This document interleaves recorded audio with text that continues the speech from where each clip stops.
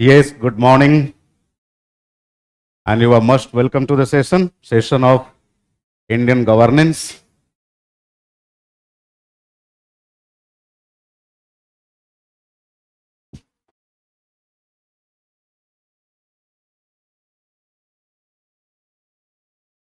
तो आज हम लोग लोकतंत्र में सिविल सेवाओं की भूमिका के ऊपर विमर्श करने वाले हैं। तो सबसे पहले ये आपके सिलेबस की यूनिट नंबर 16 है, 16वीं यूनिट, लोकतंत्र में सिविल सेवाओं की भूमिका। तय मानिए नियमित रूप से यहाँ से डायरेक्टली या इनडायरेक्टली एक क्वेश्चन पूछा जा रहा है ना। तो गवर्नेंस की तो ऐसी यूनिट है कि हर यूनिट से एक या दो क्वेश्चन आपको मिल जाना है। ठीक है, संभल के संभल के। यस,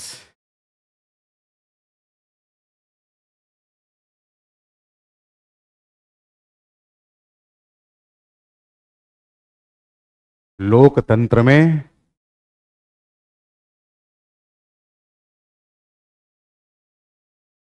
सिविल सेवाओं की भूमिका।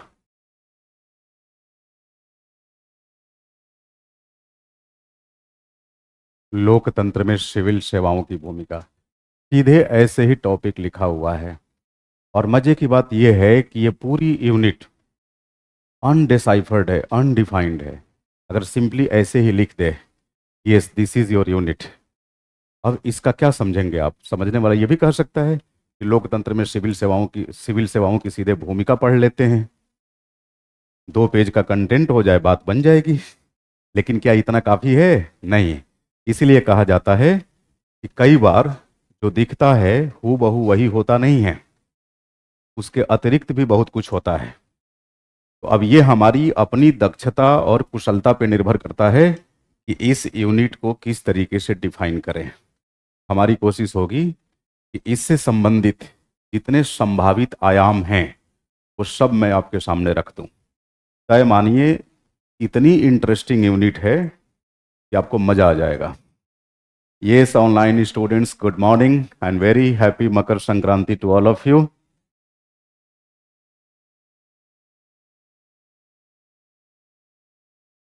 क्या कर रहे हैं? ये कह रहे हैं कि सर कुछ तो मंगवा दो खाने पीने को। मकर संक्रांति में बेसिकली खिचड़ी खाई जाती है, दाल खिचड़ी। दाल खिचड़ी इधर कहीं मिलेगी नहीं।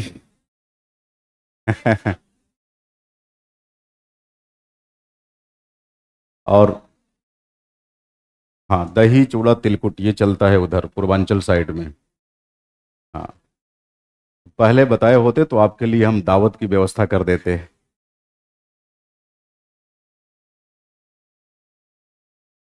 चलिए टॉपिक पे आ जाते हैं। टॉपिक पे देखो जी, सबसे पहले हम इसकी बाउंड्री लाइन को डिफाइन कर लेते हैं। इसको पढ़ते समय कौन कौन से ब्रॉडर डायमेंशंस हम लोग कवर करने वाले हैं। ठीक है, चलिए। इसमें सबसे पहले तो हम ये जानेंगे कि सिविल सेवा कहते किसे हैं। होता क्या है, अगर की टर्म्स की समझ ना हो तो फिर उसके दायरे में आप जो भी पढ़ते हैं समझ लीजिए कि पढ़ने के नाम पर खुद को बेवकूफ़ बनाते हैं और कुछ नहीं करते हैं। ये तो तय होना चाहिए कि लोकतंत्र क्या है हमें मालूम है कि नहीं, सिविल सेवा कहते किसे हैं हमें मालूम है कि नहीं। तो हम जानेंगे। पहला फेसेट जो होगा हमारा वो होगा लोकतंत्र तथा सिविल सेवा का अभिप्राय, है ना। सिविल सेवा का अभिप्राय मतलब ये हम लोग समझेंगे। लोकतंत्र तथा सिविल सेवा का अभिप्राय। तो this is going to be the first dimension, और first facet you can say, means विमर्श का ये पहला मुद्दा होगा हमारी आज की कक्षा व्याख्यान का। फैसेट नंबर 2, फेसेट नंबर 2 में हम लोग बात करेंगे भारत में सिविल सेवाओं की उत्पत्ति तथा विकास, ये जानेंगे।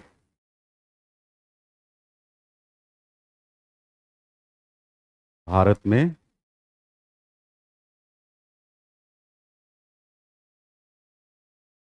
सिविल सेवाओं की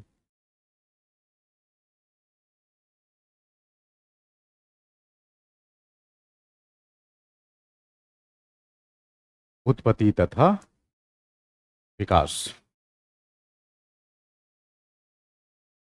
उत्पत्ति तथा विकास, ये होगा सेकंड फेसेट। और आपको मालूम है सिविल सेवक किसके सानिध्य में काम करते हैं? मंत्रियों के। तो मंत्रियों और सिविल सेवकों के संबंध का भी रेखांकन करना आवश्यक हो जाता है, खास करके भारतीय लोकतंत्र में। तो फैसेट 3, मंत्रियों तथा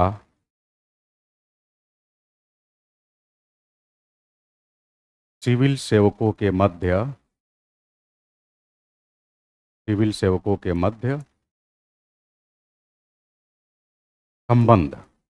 अब संबंध के सकारात्मक पक्ष को भी समझेंगे, नकारात्मक पक्ष को भी समझेंगे, और यह जानने का प्रयास करेंगे कि इनके आपसी संबंध नागरिक शासन को किस तरीके से प्रभावित करता है। क्लियर है ये बात? ठीक। चौथा फैसेट लिखिए,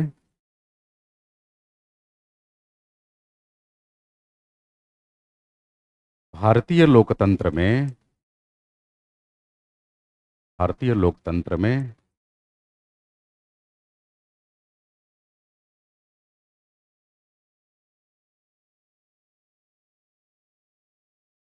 सिविल सेवाओं की भूमिका, सिविल सेवाओं की भूमिका। इसी स्टेटमेंट को अगर आप दूसरे तरीके से लिखना चाहें तो आप कह सकते हैं कि भारतीय लोकतंत्र में सिविल सेवकों की भूमिका, जो सिविल सेवा का हिस्सा है वही सिविल सेवक है। ठीक है, तो इसको लिख लीजिए, फिर मैं अगला फैसेट लिखूं।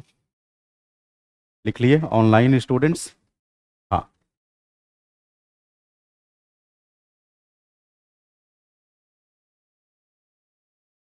हाँ, पांचवा फैसेट,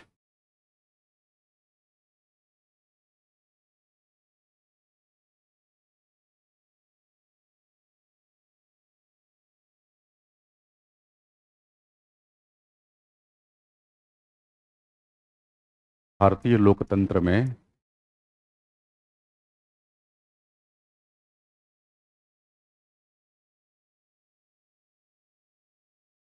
सिविल सेवकों के समक्ष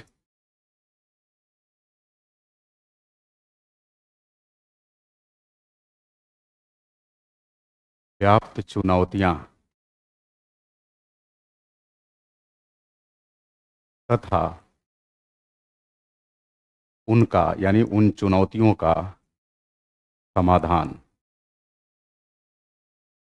और चुनौतियों का समाधान जब पढ़ेंगे तो इसी क्रम में हम स्वाभाविक रूप में यह भी पढ़ लेंगे कि भारत में सिविल सेवाओं की गुणवत्ता को किस तरीके से बढ़ावा दिया जा सकता है ना।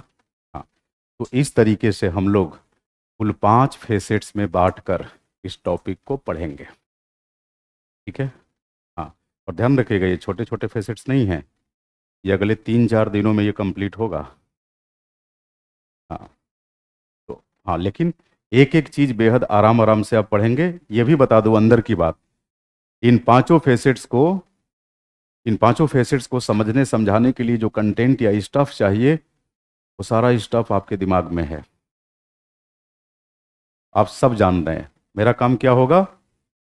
हाँ, उन्हें नियोजित रूप दे देना। समझ रहे मेरी बात? हाँ, इसीलिए मैं कहता हूं कि शासन व राजनीति का जितना ज्ञान मुझे है आपको भी कोई कम नहीं है, मतलब मुझसे कम नहीं है, ये मान के चलिए, थोड़ा मोड़ा कम होगा। फर्क ये है कि आपके अंदर होती है, आप उसे निकाल नहीं पाते, और मेरी मदद से वो कंटेंट बाहर निकाल लेंगे बस। चलो, पहला फेसेट सेलेक्ट करते हैं हम लोग। हेडिंग डालिए, लोकतंत्र तथा सिविल सेवा का अभिप्राय। लोकतंत्र तथा सिविल सेवा का अभिप्राय।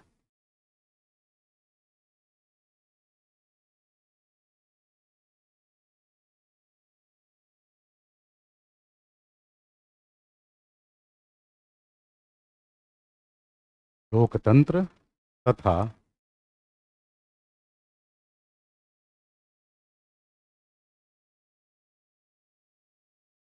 सिविल सेवा का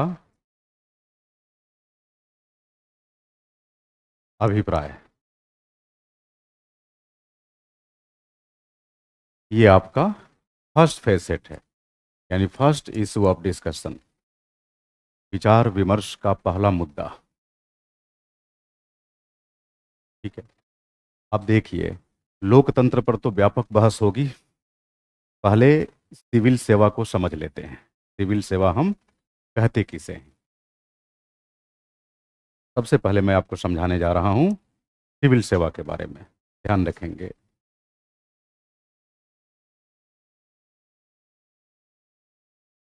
सिविल सेवा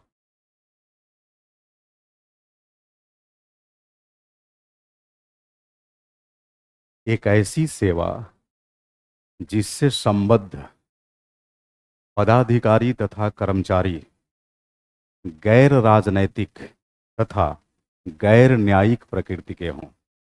कई बार समझ रहे हैं?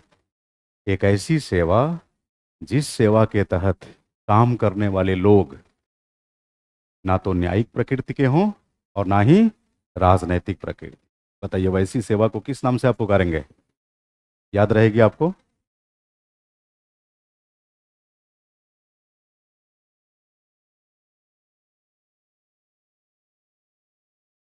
इससे संबद्ध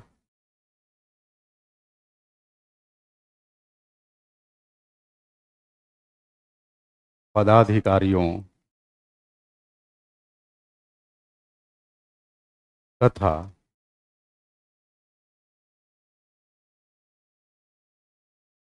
कर्मचारियों की प्रकृति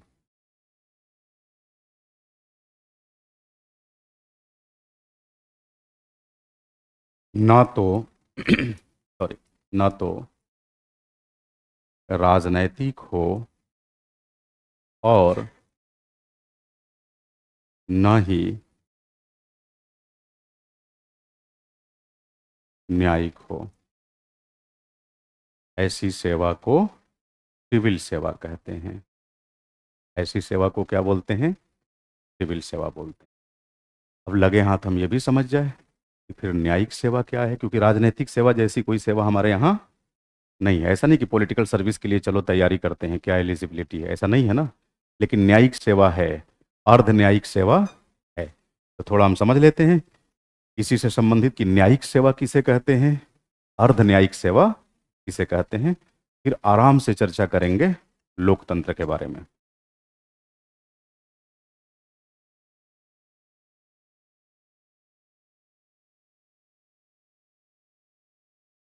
देखिए,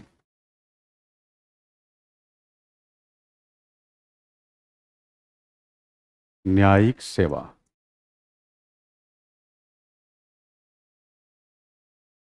ये एक ऐसी सेवा है जिसमें काम करने वाले लोगों की प्रकृति न्यायिक होती है और उनका कार्य भी क्या होगा?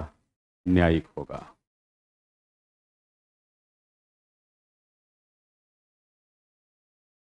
संलग्न, यानी इसमें जो संलग्न व्यक्ति होते हैं, संलग्न व्यक्तियों की प्रकृति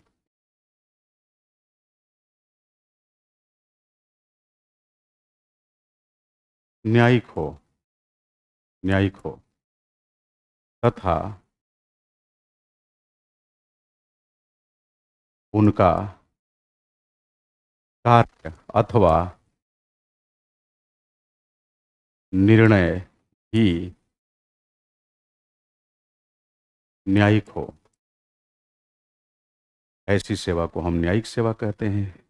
और न्यायिक सेवा से जुड़ी हुई ऐसी संस्था को कैसी संस्था बोलेंगे? न्यायिक संस्था। क्लियर है ये बात? न्यायिक संस्था। जैसे देखिए, सुप्रीम कोर्ट। अब सुप्रीम कोर्ट में जजेस का जो निर्णय होता है क्या उसे विधायी निर्णय कहते हैं आप? क्या उसे कार्यकारी निर्णय कहते हैं? नहीं, न्यायिक निर्णय, है ना। और विधानसभा का चुनाव जीतकर जज नहीं बन सकते आप।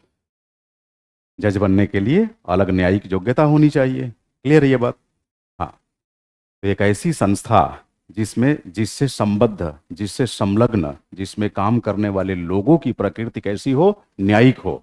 और उनके कार्य की प्रकृति भी कैसी हो?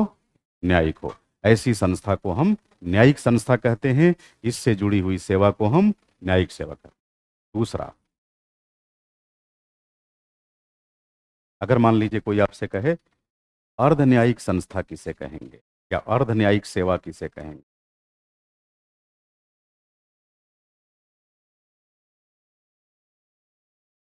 अर्ध न्यायिक संस्था अथवा अर्ध न्यायिक सेवा, कुछ भी लिख सकते हैं। देखिए यहां पर संलग्न पदाधिकारियों या संलग्न कर्मचारियों या संलग्न व्यक्तियों कह सकते हैं। यहां पर जो संलग्न व्यक्ति होंगे,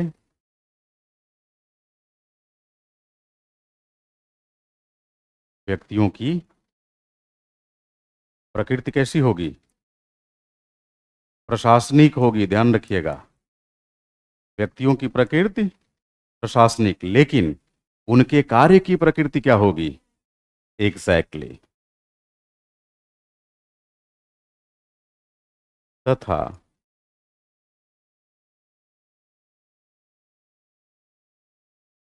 उनके कार्यों की प्रकृति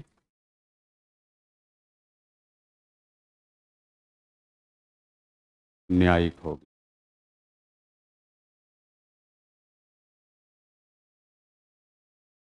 उनके कार्यों की प्रकृति न्यायिक हो। बताइए ऐसी संस्था को आप क्या बोलेंगे? आप कभी नहीं भूलेंगे इसे। न्यायिक संस्था क्या है, अर्ध न्यायिक संस्था क्या है, सिविल सेवा क्या है? सिविल सेवा का भी मतलब आपने समझ लिया, न्यायिक सेवा का भी, अर्ध न्यायिक सेवा का भी। ठीक। अब जरा हम लोग बात करते हैं लोकतंत्र। लोकतंत्र, ध्यान रखिएगा आपके सिलेबस में भारतीय लोकतंत्र कहकर संबोधित नहीं किया है, लोकतंत्र कहा है। इसका मतलब कि इस टॉपिक के दायरे को काफी विस्तार दिया जा सकता है।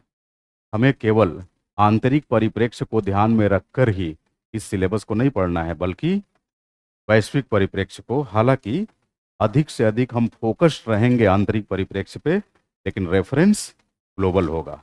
रेफरेंस ग्लोबल होगा, फोकस एरिया इंटरनल होगी, आंतरिक मतलब राष्ट्र राज्य भारत। चलिए, पहले फेसेट का हमने एक टर्म समझ लिया, सिविल सेवा क्या होती है? एक ऐसी सेवा जिससे संबद्ध व्यक्ति या व्यक्तियों की प्रकृति ना तो राजनैतिक हो और ना ही न्यायिक हो, उसे हम सिविल सेवा कहते हैं। अब हम बात करने जा रहे हैं लोकतंत्र के बारे में। अब तक लोकतंत्र के बारे में आप कुछ भी नहीं पढ़े होंगे, कुछ भी नहीं जानते होंगे नियोजित रूप से या औपचारिक रूप से, तो भी कोई दिक्कत नहीं। अगर इत्मीनान से आप इसे समझने की कोशिश करेंगे, तय मानिए एक अच्छी संकल्पना विकसित हो जाएगी आपकी लोकतंत्र को लेकर। बिल्कुल ध्यान से समझिएगा, है ना। देखो, लोकतंत्र, और जैसे आप लोकतंत्र का मतलब जान जाएंगे ना, जितने फेसेट्स मैं लिखवाया हूं सबका 50% स्टफ आपके दिमाग में आ जाएगा। ये बताइए, लोकतंत्र में सिविल सेवा की बात हो रही है। लोकतंत्र के समक्ष जो भी चुनौतियां होंगी, क्या सिविल सेवा के समक्ष वो चुनौतियां नहीं आएंगी? सीधी सी बात है। लोकतंत्र के बारे में हर पढ़ा अनपढ़ा इतना जरूर जानता है कि जनता का शासन है। समझ रहे हैं मेरी बात? जनता का शासन है। आपने देखा है चुनावी राजनीति के दौरान ऐसे ऐसे लोग आपको मीडिया के सामने दिखेंगे, है ना, सारे दांत काले हो गए हैं गुटखा खा खा कर, ठीक से बोल नहीं पा रहे हैं, और बोलेंगे ये लोकतंत्र है, हम जनता मालिक हैं। तो आभास उन्हें भी है, लोकतंत्र मतलब जनता का शासन। इसलिए मैंने कहा सारे पढ़े अनपढ़े इतनी बात जरूर जानते हैं।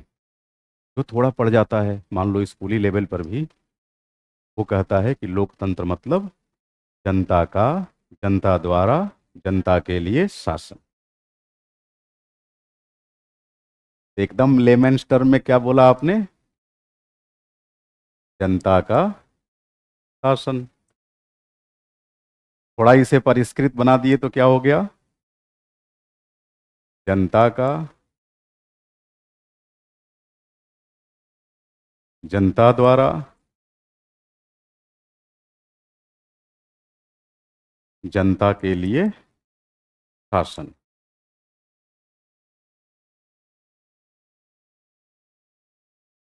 और फिर हम कहते हैं कि इस परिभाषा को गढ़ने वाला कौन व्यक्ति था? Abraham Lincoln. ये बेसिकली अमेरिका के रिपब्लिकन पार्टी से ताल्लुक रखते थे, समझ रहे हैं मेरी बात? और अमेरिका के राजनीतिक इतिहास में, लोकतांत्रिक राजनीतिक इतिहास में ये वहाँ के 16वें राष्ट्रपति थे, है ना? 16वें राष्ट्रपति। इनका कार्यकाल हुआ करता था 1861 से 64, 40 साल का होता ना कार्यकाल वहाँ। हाँ, तो मतलब 19वीं सदी के उत्तरार्ध में ये बेसिकली अमेरिकी राजनीति में बेहद सक्रिय हुआ करते थे। इन्होंने कहा कि जनता का, जनता द्वारा, जनता के लिए शासन लोकतंत्र है। अब जरा बताइए, इनके पहले के लोग क्या बेवकूफ़ थे? उनको नहीं मालूम था कि जनता का शासन लोकतंत्र है? जब अनपढ़ से अनपढ़ व्यक्ति यह जान लेता है, तो ऐसा थोड़ी है कि अब्राहम लिंकन साहब बताएंगे तो ही दुनिया जानेगी। नहीं, लिंकन से लगभग, आप मान के चलिए 18, 19, 20, हाँ, लगभग 2000 वर्ष पहले, 2100 वर्ष पहले, लगभग 2000 से 2100 वर्ष पहले प्राचीन यूनान में एक आर्मी जनरल हुआ करता था। बेसिकली वो एथेंस का रहने वाला था, एथेनियन था। उसका नाम था हिथेरेटो क्लियोन। क्या नाम था? हिथेरेटो क्लियोन। सबसे पहले उसी ने कहा था कि जनता का, जनता द्वारा, जनता के लिए शासन लोकतंत्र है। लेकिन ये पुराने दौर की बात थी।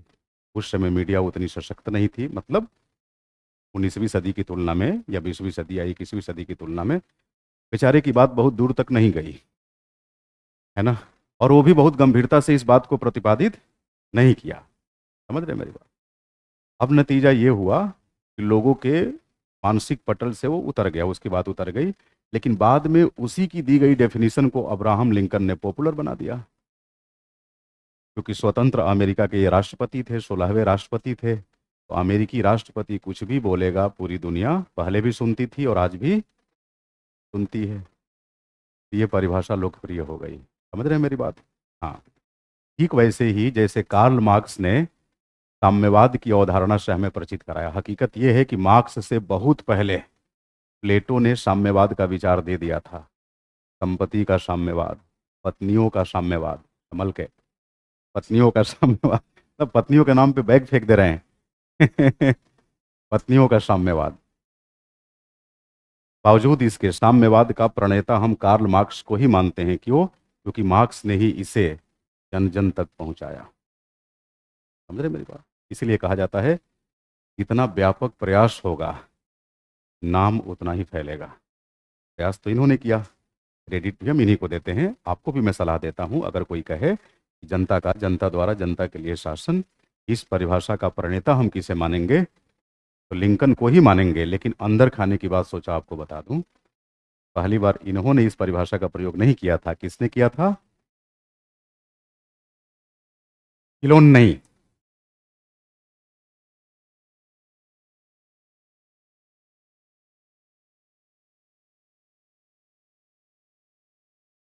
इथेरेटो क्लियोन। ये एथेनियन आर्मी जनरल था, सैन्य अधिकारी था, एथेंस का, यानी ग्रीस का, यूनान का। ठीक है, तो पहली बार इसी ने ये परिभाषा दी। बट इस परिभाषा को लोकप्रियता किसने प्रदान की? हाँ, 19वीं सदी के अमेरिकी राजनेता अब्राहम लिंकन। ठीक है, कोई बात नहीं, हम इसी को आधार मानते हैं, जनता का, जनता द्वारा, जनता के लिए शासन। अब जरा बताइए, ये जनता का, जनता द्वारा, जनता के लिए शासन, अब इसमें क्या ये निश्चित है कि जनता की अमाउंट कितनी होनी चाहिए, नंबर कितनी होनी चाहिए? भाई, एक से एक वचन, दो से द्विवचन, अगर हिंदी के अनुसार बोले और त्रिवचन तो होता नहीं है, दो से अधिक बहुवचन। तो अगर मान लीजिए कि देश की आबादी 150 करोड़ है या 145 करोड़ है, उस 145 करोड़ में से हमने 100 करोड़ को साइडलाइन कर दिया और 45 करोड़ की आबादी के आधार पर ही जन सहभागिता आधारित शासन प्रणाली की नींव रख दी, तो क्या उस शासन प्रणाली को लोकतंत्र नहीं बोलेंगे? बोलेंगे। वो भी तो जनता का, जनता द्वारा जनता के लिए शासन। क्योंकि इस परिभाषा का लबोलुआब बस यही है, जन सहभागिता आधारित शासन। जन सहभागिता आधारित शासन। जन सहभागिता आधारित शासन का मतलब लोकतंत्र। लोकतंत्र। अब जन सहभागिता की एक्सटेंट क्या होगी, जन सहभागिता की परिसीमा क्या होगी, इसके लिए तो कोई ठोस बात नहीं बताई गई है।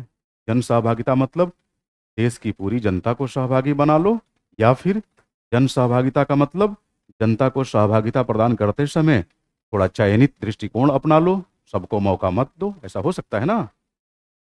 अच्छा बताइए, जहां आप सबको मौका देने की बात करते हैं, आपको नहीं लगता कि इसके भी अपने नकारात्मक पहलू हैं, जिनको खुद ही नहीं मालूम है कि हमारे लोकतंत्र में हमारा क्या योगदान हो सकता है? उनको लोकतंत्र में सहभागिता देकर भी कौन सा आप लोकतंत्र को परिष्कृत बना ले रहे हैं? ऐसा नहीं है, सभी को सहभागिता देने के भी अपने सकारात्मक व नकारात्मक पक्ष है। हाँ, मूल बात यह है कि जन सहभागिता आधारित शासन व्यवस्था जहां भी होगी, आप उसे लोकतंत्र करार दे सकते हैं। अब देखिए, सैद्धांतिक तौर पे ऐसी कौन सी व्यवस्था है जिसे हम जन सहभागिता आधारित व्यवस्था नहीं कहेंगे? राजतंत्र।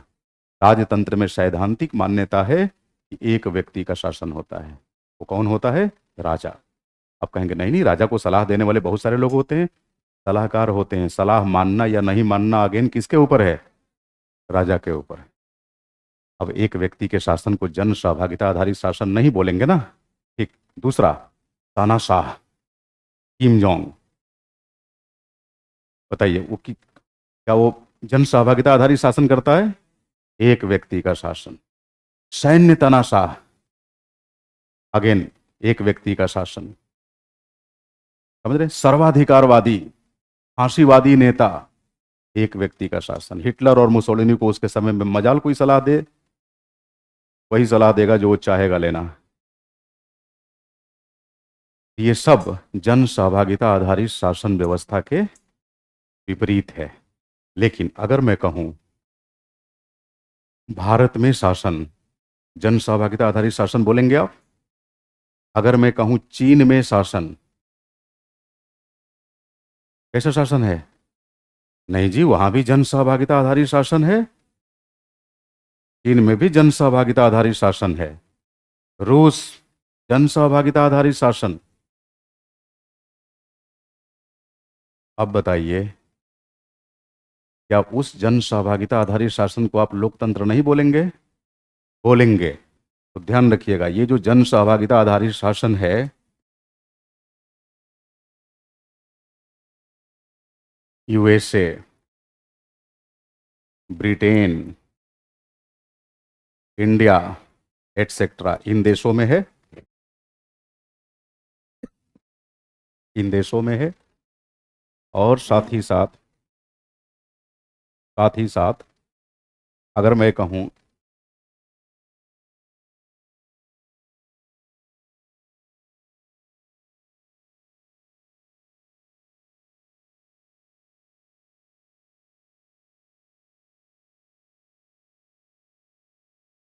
अगर मैं कहूं चाइना, रसा, रूस, एटसेट्रा, इन देशों में भी जन सहभागिता आधारित शासन है। तो इस लिहाज से देखिए, लोकतंत्र दोनों ही जगहों पर है। लोकतंत्र दोनों जगह पे है, क्योंकि अगर आप जन सहभागिता आधारित शासन को लोकतंत्र मानते हैं, तो फिर लोकतंत्र इधर भी है और लोकतंत्र इधर भी है। हो सकता है लोकतंत्र के प्रकारों में फर्क हो, लोकतंत्र के स्वरूपों में फर्क हो, लेकिन है लोकतंत्र दोनों। अब ध्यान रखिएगा, ये जो देश हैं लेफ्ट हैंड साइड में जो मैं लिखा हूं, जैसे पश्चिमी यूरोप, उत्तरी अमेरिका, पश्च उपनिवेशी देश जैसे भारत जैसे देश जिनका औपनिवेशिक अतीत रहा है, स्वाधीनता आंदोलन के माध्यम से इन्होंने नव स्वतंत्र राजनीतिक अस्तित्व धारण किया और लगभग वही राजनीतिक व्यवस्था व लोकतांत्रिक व्यवस्था अपनाया जो इनके औपनिवेशिक आकाओं के मातृ देश में हुआ करते थे, है ना। तो यहां पर जो लोकतंत्र पाया जाता है इसको बोला गया उदार लोकतंत्र। क्या बोला गया? उदार लोकतंत्र। उदार लोकतंत्र। और इन देशों में लोकतंत्र के जिस स्वरूप को अपनाया गया उसे बोला गया साम्यवादी अथवा साम्यवादी अथवा मार्क्सवादी लोकतंत्र। अब ध्यान रखेंगे, उदार लोकतंत्र के समर्थक मार्क्सवादी लोकतंत्र की आलोचना करते हैं, कहते हैं कुछ नहीं, तानाशाही है, नागरिक अधिकारों का ख्याल नहीं रखा जाता, वगैरह वगैरह। वो सब क्या कहते हैं? वो उदार लोकतंत्र वालों को कहते हैं कि ये अव्वल दर्जे के ढकोसलेबाज हैं। ये कहते जरूर हैं कि जन सहभागिता आधारित शासन व्यवस्था है, लेकिन वास्तव में कोई जन सहभागिता आधारित शासन व्यवस्था नहीं है।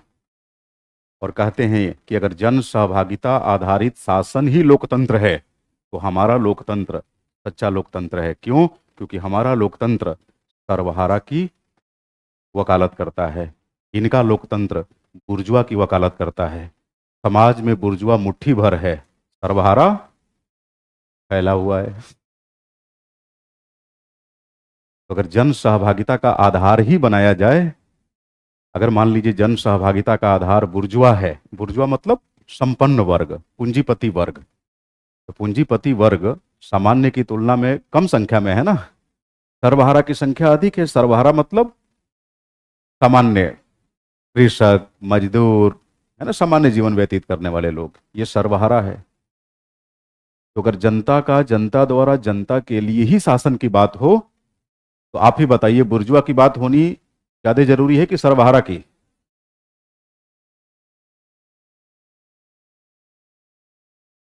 मैं विकल्प दे रहा हूं, अगर दोनों होता तो मैं बोलता ही, अगर दोनों की बात हो बड़ी अच्छी बात है, लेकिन अगर दोनों में से किसी एक की बात हो तो आप किसकी तरफ जाएंगे?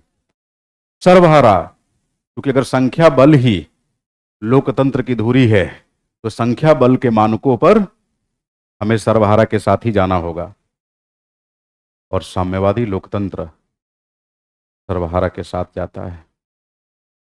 समझ रहे हैं? आप लोग चीन को गालियां देते हैं, इसलिए गालियां देते हैं उसकी व्यवस्था की ठीक से समझ नहीं है। इस क्लास के बाद आप बड़े संतुलित हो जाएंगे। ठीक, देखो, बोर्ड वर्क साथ साथ करते चलेंगे आप, है ना। देखिए, कार्ल मार्क्स कहता है, कार्ल मार्क्स कि उदार पूंजीवादी समाज, उदार पूंजीवादी समाज आवश्यक रूप से दो वर्गों में बटा हुआ है। एक वर्ग का नाम है बुर्जुआ और दूसरा वर्ग है सर्वहारा। बुर्जुआ साधन संपन्न है, उत्पादन के साधनों पर बुर्जुआ का नियंत्रण है। सर्वहारा बिल्कुल खाता नागा, कुछ नहीं है इसके पास। कहने का मतलब कि बुर्जुआ साधन संपन्न है, उत्पादन के साधनों पर इसका नियंत्रण है या उत्पादन प्रणाली पर इसका नियंत्रण है।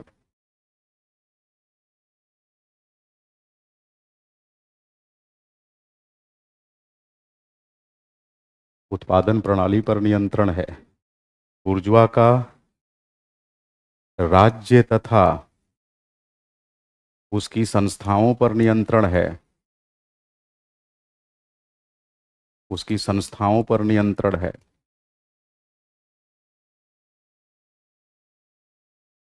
समझ रहे हैं मेरी बात? बुर्जुआ का किस पर नियंत्रण है? राज्य की संस्थाओं पर नियंत्रण है, शासन प्रणाली पर नियंत्रण है ना। दूसरी बात,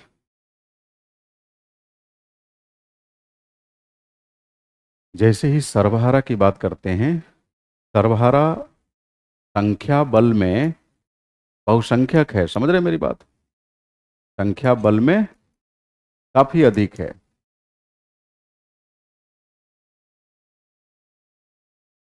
लेकिन पूरी तरह साधन विपन्न है, साधन विपन्न है। ऊर्ज्वा पूरी तरह साधन संपन्न है, साधन संपन्न है। सर्वहारा साधन विपन्न है। नतीजा ये होता है कि बुर्जुआ के द्वारा निरंतर सर्वहारा का शोषण होता है, बुर्जुआ के द्वारा निरंतर सर्वहारा का शोषण होता है। यानी बुर्जुआ शोषक है, सर्वहारा शोषित है। बुर्जुआ शोषक है, सर्वहारा शोषित है। अब बताइए, नेकदिल इंसान उसे कहेंगे ना जो शोषितों के साथ हो, शोषकों के साथ नहीं हो। अब देखिए,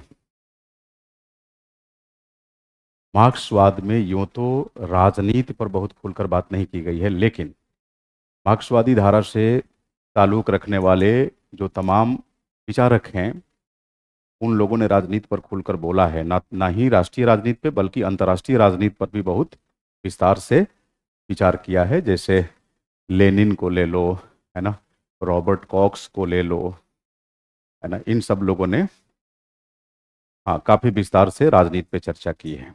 अब देखें, बुर्जुआ की संख्या कम है, सर्वहारा की संख्या अधिक है। लोकतंत्र की परिभाषा कैसे गढ़ी गई? जन सहभागिता आधारित शासन व्यवस्था। परिभाषा गढ़ने का श्रेय किसको दिया गया? Abraham Lincoln. कहाँ का था ये? अमेरिका का। अमेरिका किसका समर्थक? उदार पूंजीवाद या समाजवाद? उदार पूंजीवाद। मार्क्स कहता है, बेवकूफ किसी और को बनाना। कहते हो जनता का जनता द्वारा जनता के लिए शासन, हकीकत में बुर्जुआ का बुर्जुआ द्वारा बुर्जुआ के लिए शासन है तुम्हारा लोकतंत्र। मेरी बात समझ रहे हैं? क्यों? राज्य की समस्त संस्थाओं पर तुम्हारा नियंत्रण है, देश की उत्पादन प्रणाली पे तुम्हारा नियंत्रण है, सामाजिक व्यवस्था के शीर्ष पर तुम बैठे हुए हो और कहते हो सबका शासन।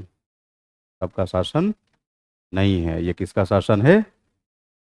तो मार्क्सवादी उदार लोकतंत्र को बुर्जुआ लोकतंत्र कहते हैं। समझ रहे हैं मेरी बात? बुर्जुआ लोकतंत्र। और वो कहते हैं कि ये बुर्जुआ बड़े शातिर हैं, ये कहेंगे कि देश कल्याणकारी कार्य करेगा, हम राज्य की कल्याणकारी अवधारणा को बढ़ावा देंगे, सबका कल्याण चाहेंगे लेकिन वंचितों का विशेष तौर पे। हकीकत यह है कि अगेन यहाँ वंचितों को बेवकूफ बनाया जाता है। वंचित इस दिवा स्वप्न में जीते रहेंगे, दिवा स्वप्न में नहीं, हमारी सरकार बहुत अच्छी है, देखिए हमारे लिए कितना काम कर रही है। जबकि हकीकत यह है कि सरकार ज्यादातर किसके लिए काम करेगी? क्योंकि बुर्जुआ की ही सरकार है तो अपने हितों को वरीयता देगी, कुछ बच जाएगा, छूटन छाटन आपको मिल जाएगा। अभी मैं मार्क्सवादी चश्मे से इस विमर्श को देख रहा हूं। आप ये मत मानिएगा कि हम लोग वन साइडेड रहेंगे, उदारवाद की भी तरफ चलेंगे, है ना। अब देखो, मार्क्सवाद के भीतर एक संकल्पना है जो चिक चिक कर कहती है कि अर्थव्यवस्था ही अन्य व्यवस्थाओं के भाग्य का निर्धारण करती है। यानी समाज के जिस वर्ग का उत्पादन प्रणाली पे वर्चस्व होगा, अर्थतंत्र पे वर्चस्व होगा, तय मानिए वही वर्ग समाज में भी वर्चस्वशाली होगा, राज्य तथा राज्य की संस्थाओं में भी वर्चस्वशाली भूमिका निभाएगा, वही वर्ग राजनीति में भी वर्चस्वशाली भूमिका निभाएगा। और जिनका अर्थतंत्र पे नियंत्रण नहीं होगा, तो समझिए हर जगह पिछड़ते चले जाएंगे, पिछड़ते चले जाएंगे। और मार्क्स की पूर्ण प्रमाणित मान्यता है कि उत्पादन प्रणाली पर बुर्जुआ ही का नियंत्रण है, इसलिए सर्वहारा के लिए कुछ बचा नहीं है। तो वैसे में हमें शोषितों का साथ देना चाहिए। इसलिए वो कहता है कि जन सहभागिता आधारित शासन व्यवस्था होगी, लेकिन बुर्जुआ की सहभागिता की हम बात नहीं कर रहे हैं। हम किसकी सहभागिता की बात कर रहे हैं? सर्वहारा की। और ध्यान रखिएगा, हम सर्वहारा की एक ऐसी सत्ता स्थापित करना चाहते हैं कि अगर एक बार सत्ता हाथ में आ गई फिर वो खिसक कर ना जाए। इसे बोला गया सर्वहारा की तानाशाही।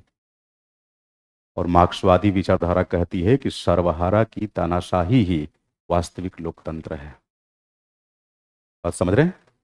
अगर मान लीजिए एक बार सर्वहारा के हाथ में सत्ता आ ही गई तो क्या लोकतंत्र अक्षुण्ण हो जाएगा? हो सकता है 5 साल के बाद सत्ता खिसक गई, फिर बुर्जुआ के हाथ में चली गई, तो बुर्जुआ के हाथ में जाएगी तो जन सहभागिता की डिग्री सिकुड़ जाएगी कि नहीं? बुर्जुआ मुट्ठी भर है। तो अगर लोकतंत्र को निरंतर फलते फूलते देखना चाह रहे हैं तो सदैव सर्वहारा की सत्ता होनी चाहिए। और सदैव सर्वहारा की सत्ता का मतलब कि अगर सर्वहारा की सत्ता को किसी ने चुनौती दी, ईंट छोटा, नेस्तनाबूद कर देंगे। खूनी क्रांति का आह्वान करता है, हिंसा की बात करता है मार्क्स। समझ रहे हो मेरी बात? हाँ, हिंसा की बात। यहीं पर गांधी चिढ़ जाते हैं मार्क्स से। गांधी कहते हैं कि हम भी चाहते थे तुम्हारी तरह राम राज्य की स्थापना, लेकिन ना, हिंसा बिल्कुल नहीं, अहिंसा के माध्यम से। गांधी का राम राज्य और मार्क्स का साम्यवाद, वास्तव में दोनों में कोई अंतर नहीं है, पर दोनों ही साध्यों की प्राप्ति के लिए जब साधन पर विचार किया जाता है तो मार्क्स का साधन खतरनाक है और गांधी का साधन नैतिक है।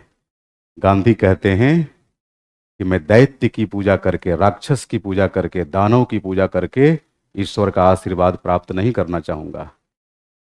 मार्क्स कहता है गोली मारो दैत्य और दानव को,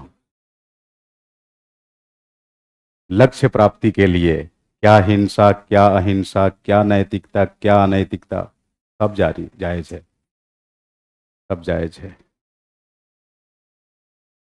ठीक है। तो मार्क्स कहता है कि मतलब मार्क्सवादी विचारधारा के अंतर्गत ये कहा गया, आप कह सकते हैं मार्क्स कहता है कि सर्वहारा की तानाशाही ही, सर्वहारा की तानाशाही ही वास्तविक लोकतंत्र है, वास्तविक लोकतंत्र है। सर्वहारा की तानाशाही, क्योंकि सर्वहारा की तानाशाही ही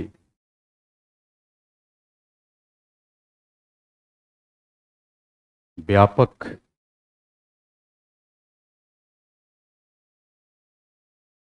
जन सहभागिता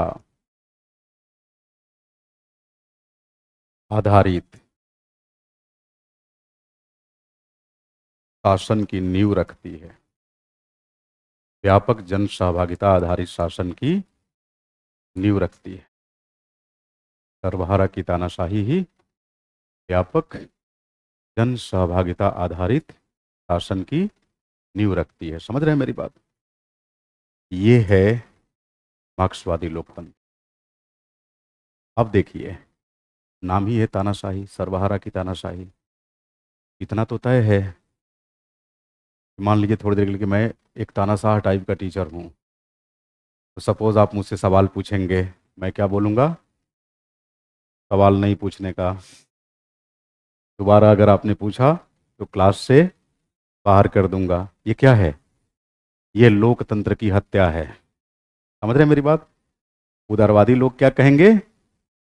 हम जैसे लोकतांत्रिक लोग, ये लोकतंत्र की हत्या है, ये नहीं चलेगा। यानी हमें अभिव्यक्ति की आज़ादी प्राप्त होनी चाहिए। यहाँ पर राजनैतिक अधिकारों में थोड़ी कटौती आप पाएंगे, लेकिन सामाजिक आर्थिक अधिकारों को वरीयता दिया जाता है। वरीयता। आज भी रूस के अंदर अगर आप घर खरीदेंगे तो सरकार से ही खरीदना होगा। समझ रहे हैं मेरी बात? और सरकार इस तरीके से अलग अलग टाइप के घर बना रखी है कि आपकी चाहे क्रय क्षमता कितनी ही अधिक क्यों ना हो, आप ऐसा कोई घर नहीं खरीद सकते छत पे चढ़ के तांडव करें कि देखो मेरा घर आलीशान है, तुम लोग तो मानो झुग्गी में रह रहे हो। ऐसा कुछ नहीं कर सकते। ये नहीं दिखाएंगे कि मेरी हवेली है, इनका तो बस एक फ्लैट है। ऐसा कुछ नहीं। बनाया ही वैसा गया है। समझ रहे मेरी बात? जैसे लोहिया जी कहते थे ना, हाँ, कि हम दाम बंधन करेंगे, खर्चा बंधन करेंगे, रेलवे से क्लास सिस्टम को खत्म कर देंगे। ये कौन सा क्लास है भाई? First class, second class, third class, एक ही टाइप की सीट लगाओ, जाएंगे लोग। इससे सामाजिक विभेद में कमी आएगी। लेकिन चूंकि हम उदार पूंजीवाद से प्रेरित रही हमारी व्यवस्था, तो लोहिया जी वगैरह जैसे लोगों को बहुत ध्यान से, मतलब बहुत गंभीरता से नहीं लिया गया। विचार विमर्श के लिए तो हम उनका रेफरेंस दे लेते हैं, लेकिन आप ही बताइए शासन प्रशासन में कहाँ उन्हें गंभीरता से लिया गया? नहीं लिया गया। इनफैक्ट भारतीय समाजवाद को तो लगभग हाशिए पर ही रखा गया है। तो अगर हम मार्क्सवादी समाजवाद की विशेषताएं देखें या मार्क्सवादी लोकतंत्र की, तो हम कह सकते हैं ना भाई कि मार्क्सवादी लोकतंत्र,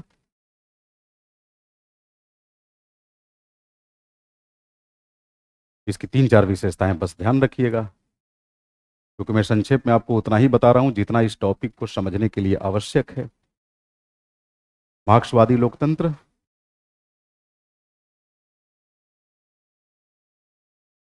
राजनीतिक व्यवस्था में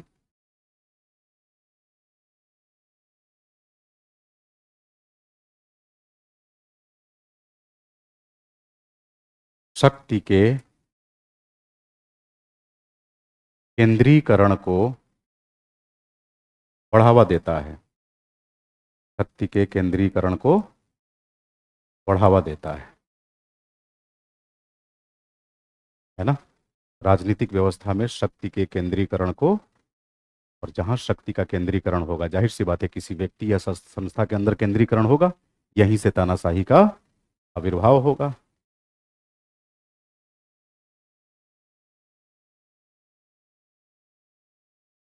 नहीं, क्या होगा? तानाशाही को, राजनैतिक तानाशाही को बढ़ावा मिलेगा। प्लस मार्क्सवादी लोकतंत्र एक दलीय या एक विचारधारा आधारित,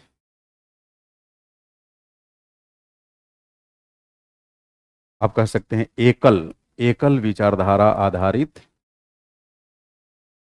एकल विचारधारा आधारित दल व्यवस्था को बढ़ावा देता है। दल व्यवस्था को बढ़ावा देता है। अच्छा, ये ध्यान रखिएगा, लोग कहते हैं कि एक ही दल होगा। ये बेकार की बात है, झूठी बात है। सच्ची बात क्या है? कई सारे दल होंगे, लेकिन उनकी विचारधारा कैसी होगी? एकल विचारधारा होगी, मार्क्सवादी विचारधारा, या मार्क्सवाद की ही किसी धारा से संबंधित, चाहे वो माओवाद हो, लेनिनवाद हो, स्टालिनवाद हो। समझ रहे हैं मेरी बात?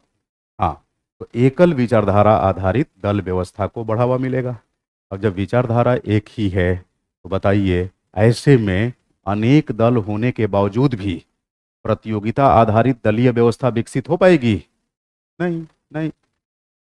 आप लिखेंगे कि प्रतियोगिता आधारित दलीय व्यवस्था का अभाव होता है।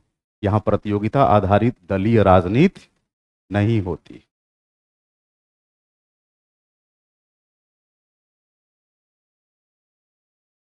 प्रतियोगिता आधारित, आधारित दलीय राजनीति नहीं होती। ठीक है? प्रतियोगिता आधारित दलीय राजनीति नहीं होती।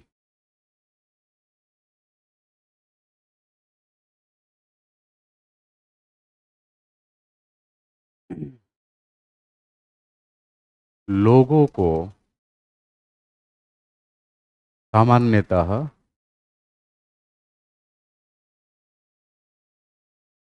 सामान्यतः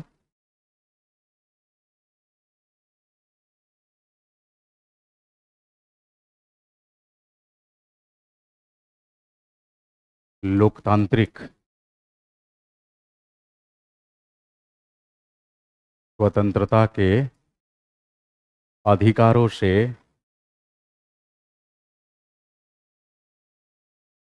वंचित रखा जाता है, अथवा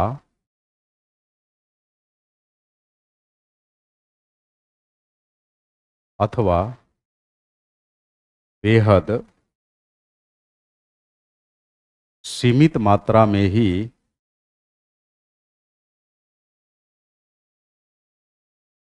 ये अधिकार लोगों को प्राप्त होते हैं।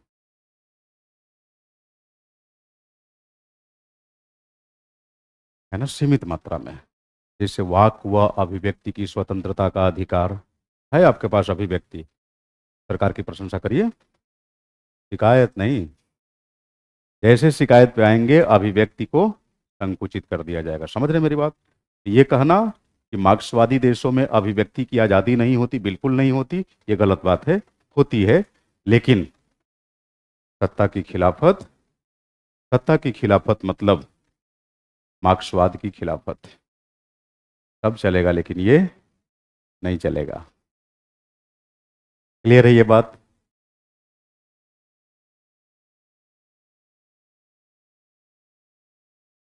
हाँ जी, बिल्कुल अनेक दल होते हैं। अरे एग्जाम्पल क्या यार, अकेले चाइना में 68-70 दल हैं, रूस में लगभग 80-90 के आसपास दल हैं। जाहिर सी बात है, जो मेन कम्युनिस्ट पार्टी होगी उसी की सरकार होगी, और ये सब वहां प्रतिपक्ष की भूमिका नहीं निभाएंगे, बल्कि सहयोगी की ही भूमिका निभाते हैं। तभी तो मैंने कहा कि प्रतियोगिता आधारित दलीय व्यवस्था तब होगी ना जब प्रतिद्वंदी हो, वैचारिक प्रतिद्वंदी। यहाँ वैचारिक प्रतिद्वंदिता नहीं होती, और वहां जाकर अगर आप चाहेंगे कि उदारवाद की अलख जगाएंगे, तो फिर हाँ, आपको दूसरे तरीके से जगा दिया जाएगा मतलब सुला दिया जाएगा। तानाशाही है ना। समझ रहे मेरी बात? ये सोचना कि एक ही राजनीतिक दल होता है, ऐसा नहीं है। बहुत सारे राजनीतिक दल होते हैं, लेकिन सबकी विचारधारा एक सी होगी, लेफ्ट आइडियोलॉजी। अब भारत में ही देख लो ना, सीपीआई, सीपीआईएमएल, सीपीआईएम, तमाम अलग अलग हैं, लेकिन सब वामपंथ, वामपंथ का अनुसरण करते हैं। हाँ, नहीं, सरकार का विरोध नहीं करते। अब जैसे मान लीजिए कोई मार्क्स की आइडियोलॉजी को वरीयता दे रहा है, कोई लेनिन की आइडियोलॉजी से प्रभावित है, कोई स्टालिन की आइडियोलॉजी से प्रभावित है, कोई माओ जेदांग की आइडियोलॉजी से प्रभावित है, उस विचारधारा का वो प्रसार कर रहा है। सबका संबंध किससे है? हाँ, लेफ्ट विंग से। और आप कह सकते हैं मार्क्सवाद, है ना, मार्क्सवाद। देखो जी, मार्क्सवाद जो है, आपको बताऊं, अगर कार्ल मार्क्स को आप ठीक से पढ़ेंगे तो कार्ल मार्क्स ने पूरे जीवन चक्र को परिभाषित कर दिया है, और ना सिर्फ जीवन चक्र बल्कि मानव सभ्यता के पूरे इतिहास को अपने तरीके से परिभाषित किया है।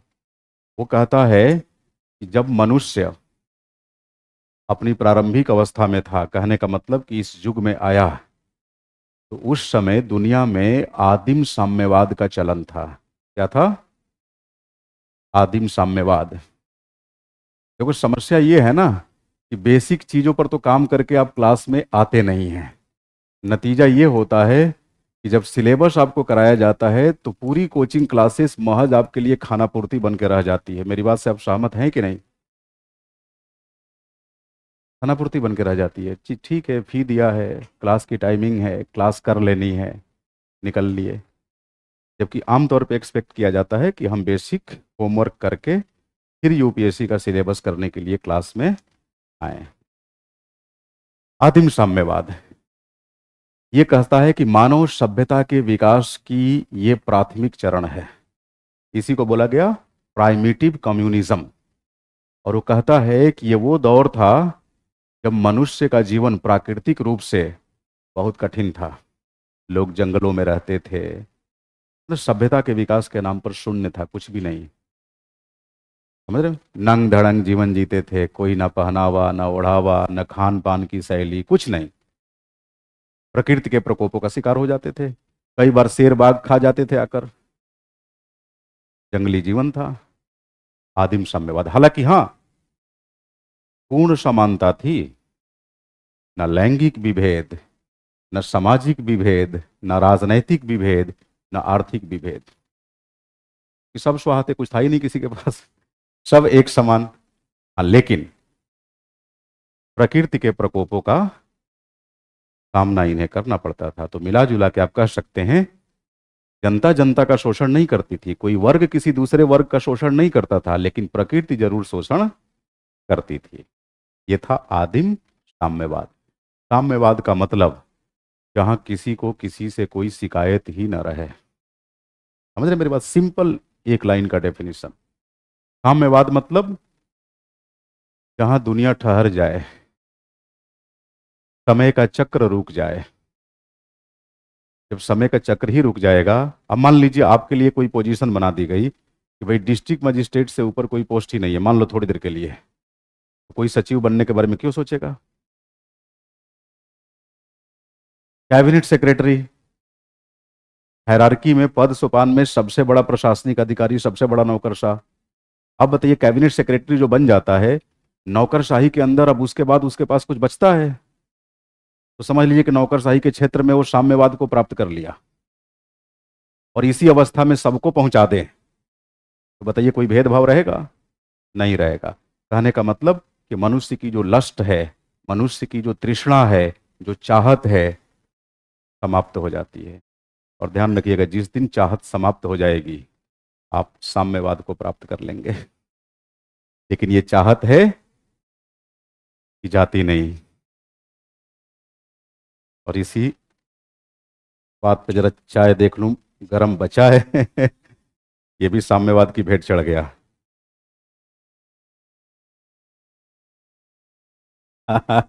चलो, आदिम साम्यवाद। अब कार्ल मार्क्स कहता है कि आदिम साम्यवाद के बाद की जो अवस्था आई, वो कौन सी अवस्था थी? स्लेवरी, दास प्रथा। दास प्रथा, दास प्रथा। ध्यान रखना, साम्यवाद में जीवन कठिन तो था ही, लेकिन प्रकृति की वजह से, इंसान की वजह से इंसानी जीवन में समस्या नहीं थी, इसलिए साम्यवाद नाम दिया। लेकिन यहां के बाद जो मानव सभ्यता के ऐतिहासिक विकास की जो दूसरी अवस्था है, दास प्रथा, यहां से शोषण शुरू हो गया। और यहीं से समाज वर्ग विभाजित समाज का रूप ले लिया। समझ रहे हो मेरी बात? वर्ग विभाजित समाज, एक तरफ स्वामी और दूसरी तरफ दास। स्वामी शोषक की भूमिका में था, दास शोषित की भूमिका में। यानी मानव जीवन में कष्ट का आविर्भाव यहीं से प्रारंभ हो गया। इसके बाद की जो अवस्था आती है, वो अवस्था है सामंतवाद। कौन सी अवस्था? सामंतवाद। इसमें कौन होते थे? एक तरफ सामंत और दूसरी तरफ कृषिदास। कृषिदास, यूरोप में इनको सर्फ बोला जाता था और इस पूरी सिस्टम को सर्फडम सिस्टम कहा जाता था। समझ रहे हो मेरी बात? कृषिदास। अब बताओ, यहां पर सामंतों के हाथों किसका शोषण होता था? कृषिदासों का शोषण होता था। ठीक? यानी शोषणकारी व्यवस्था अनवरत चलती जा रही है। सामंतवाद के बाद कौन सी अवस्था आई? जॉन लॉक और एडम स्मिथ के प्रयासों से पूंजीवाद। पूंजीवाद। मैं पूरी कहानी का जिक्र नहीं कर रहा हूं आपसे, बस संक्षेप में पूंजीवाद। और पूंजीवाद में आवश्यक रूप से दो वर्ग दिखे, कौन कौन? बुर्जुआ और सर्वहारा। बुर्जुआ और सर्वहारा। बताइए शोषक कौन है? बुर्जुआ। शोषित कौन है? सर्वहारा। और पूंजीवाद के अगेंस्ट में कौन आया? समाजवाद। समाजवाद। ध्यान रखिएगा, समाजवाद में समाज में अब वर्ग विभाजन नहीं होगा। अब यहां वर्ग विभाजन नहीं। इसी समाजवादी अवस्था में सर्वहारा की तानाशाही स्थापित होगी। समझ रहे हैं मेरी बात? सर्वहारा की तानाशाही। तानाशाही। और सर्वहारा की तानाशाही ही मार्क्सवाद में किस नाम से पुकारी गई? वास्तविक लोकतंत्र। यानी सर्वहारा की तानाशाही एक ऐसी शासन व्यवस्था होगी जो लोगों को, व्यक्तियों को हर तरह की बुराइयों से मुक्त करने की कोशिश करेगी। हर तरह की बुराइयों से मुक्त करने की। तभी जाकर आदर्श साम्यवादी अवस्था में मनुष्य प्रवेश कर पाएगा, है ना? ये आमतौर पे समाजवाद में जो सर्वहारा की तानाशाही है, इसे लाने का इंटेंशन ही यही है कि लोगों को हम किसके लिए तैयार कर दें? आदर्श साम्यवादी अवस्था में। आदर्श साम्यवादी अवस्था में। अब देखो, सर्वहारा की तानाशाही के दौर में क्या होगा? निजी संपत्ति की अवधारणा को सीमित कर दिया जाएगा। पहली बात। पूंजीवाद में क्या है? निजी संपत्ति की अवधारणा का बोलबाला है। यहां निजी संपत्ति की अवधारणा को सीमित कर दिया जाएगा, संकुचित कर दिया जाएगा। ठीक। धर्म विशुद्ध रूप से आपके दरवाजे के अंदर आ जाएगा, घर के बाहर। यानी घर के बाहर निकलिए, धर्म को टिटकिली लगाकर बंद कर दीजिए, कमरे में कुंडी लगाकर। यानी धर्म का जो प्रभाव है वो क्षीण हो जाएगा। क्लियर है ये बात? हाँ। आप चाहें तो धर्म का अनुसरण करिए, लेकिन राज्य की डिक्शनरी में, राज्य के शब्दकोश में धर्म जैसी कोई व्यवस्था नहीं होगी। तो बताइए, चीन में सिंजियांग प्रोविंस में जो वहाँ के उइगुर मुस्लिम कम्युनिटी धार्मिक आज़ादी का राग अलाप रही है, इसमें चीन का क्या दोष है भाई? आपको मालूम नहीं है कि जिस देश में रह रहे हैं उस देश की राजनीतिक व्यवस्था क्या है? हाँ। हाँ, तो फर्जी के कांगड़ आने की क्या जरूरत है वहाँ? तो नतीजा ये होता है कि फिर राज्य उनके अधिकारों की चिंता नहीं करता। उन्हें लगता है कि इनके धार्मिक आचरण की वजह से राज व्यवस्था के संचालन में कहीं कोई दुविधाग्रस्त स्थिति पैदा हो रही है, तो फिर राज्य उनके खिलाफ बर्बरता का भाव अपनाता है। फिर पूरी दुनिया में मानवाधिकार का मामला बनता है। धार्मिक आज़ादी चाहिए? आइए, भारत में आइए, इंग्लैंड में आइए, पाकिस्तान में जाइए, खुल के आज़ादी मिलेगी। हाँ। अब धार्मिक आज़ादी जाके आप चीन में ढूंढे हैं। राज्य से आप उसकी सुरक्षा की उम्मीद, धार्मिक सुरक्षा की उम्मीद नहीं कर सकते। अपने तरीके से आप धार्मिक आचरण करना चाहते हैं तो करिए, कोई दिक्कत नहीं है। ठीक। अब यह नहीं कि धार्मिक संगोष्ठी निकालनी है, कृपया राज्य हमें इजाजत दे। राज्य कहेगा हम जानते नहीं ये क्या होता है, तुम जानो, तुम्हारा मामला है। ठीक है। तो धर्म पे नकेल कस दिया जाएगा। इसी सर्वहारा की तानाशाही में जो भौगोलिक संप्रभुता की अवधारणा है उसे छीण कर दिया जाएगा, ताकि हम अंतर्राष्ट्रीय सर्वहारावाद को बढ़ावा दे सकें। इंटरनेशनल प्रोलिटेरियटिज्म, अंतर्राष्ट्रीय सर्वहारावाद। क्योंकि मार्क्स को मालूम है कि बुर्जुआ इतना मजबूत है कि उसे उखाड़ फेंकना वंचितों के बस का। इसलिए मार्क्स कहता है कि एक अगर अगर सर्वहारा अलग अलग देश की भौगोलिक सीमाओं में बटे रहेंगे तो आप ही बताइए बुर्जुआ का मुकाबला कर पाएंगे? तो कहता है कि दुनिया के मजदूरों, एक हो जाओ। तुम्हारे पास हारने के लिए कुछ नहीं है सिवाय जंजीरों के, जिसे तुम खुद हारना चाहते हो। भाई बेड़ियां जकड़ी हुई है, आप खुद ही चाहते हैं कि इससे हार जाएं, क्योंकि उसे मालूम है कि बुर्जुआ मानव जीवन के हर क्षेत्र पर कुंडली मारकर बैठा हुआ है। राज्य राज्य की संस्थाएं वगैरह वगैरह हर जगह है। तो चूंकि हम लोग मार्क्सवादी लोकतंत्र की बात कर रहे हैं ना, इसलिए चर्चा छेड़ दिए। ये सर्वहारा की तानाशाही को ही क्या बोला गया? वास्तविक लोकतंत्र। यही मार्क्सवादी अथवा साम्यवादी लोकतंत्र है। यही वो शासन प्रणाली होगी जो उस माकूल अवस्था का सृजन करेगी जिस अवस्था में जाते ही मनुष्य साम्यवाद में प्रवेश के लायक बन जाएगा। ठीक है। राष्ट्रवाद, ये ऐसी अवधारणा होगी जो राष्ट्रवाद की पोल खोलेगी। ये क्या कहते हैं यहां पर?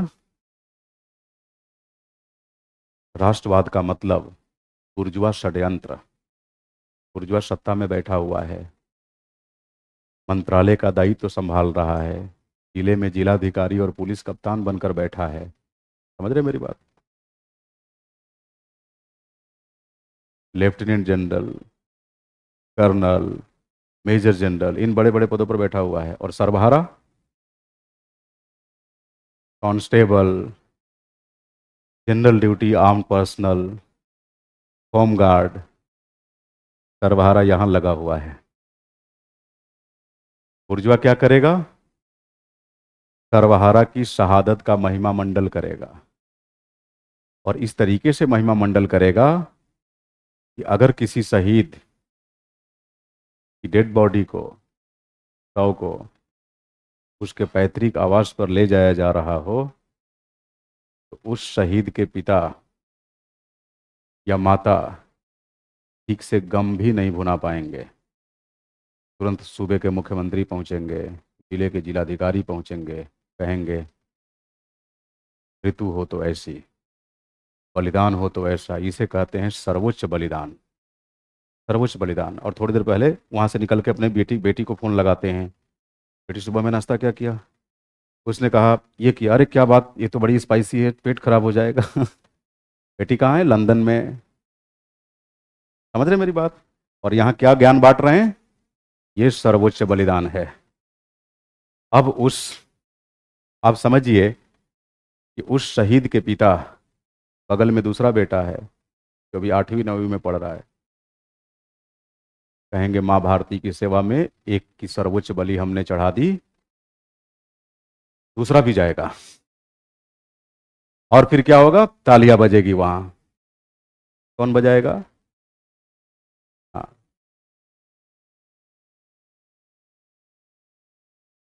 ये है राष्ट्रवाद। कोविड आएगा, ऑक्सीजन सिलेंडर के चक्कर में कीड़े मकोड़े की मौत होगी, लोगों की मरेंगे। और थोड़े दिनों बाद भारत पाकिस्तान हो जाएगा, भारत चीन हो जाएगा। लोग नारेबाजी करेंगे, आधे पेट खाएंगे, देश का सर झुकने नहीं देंगे।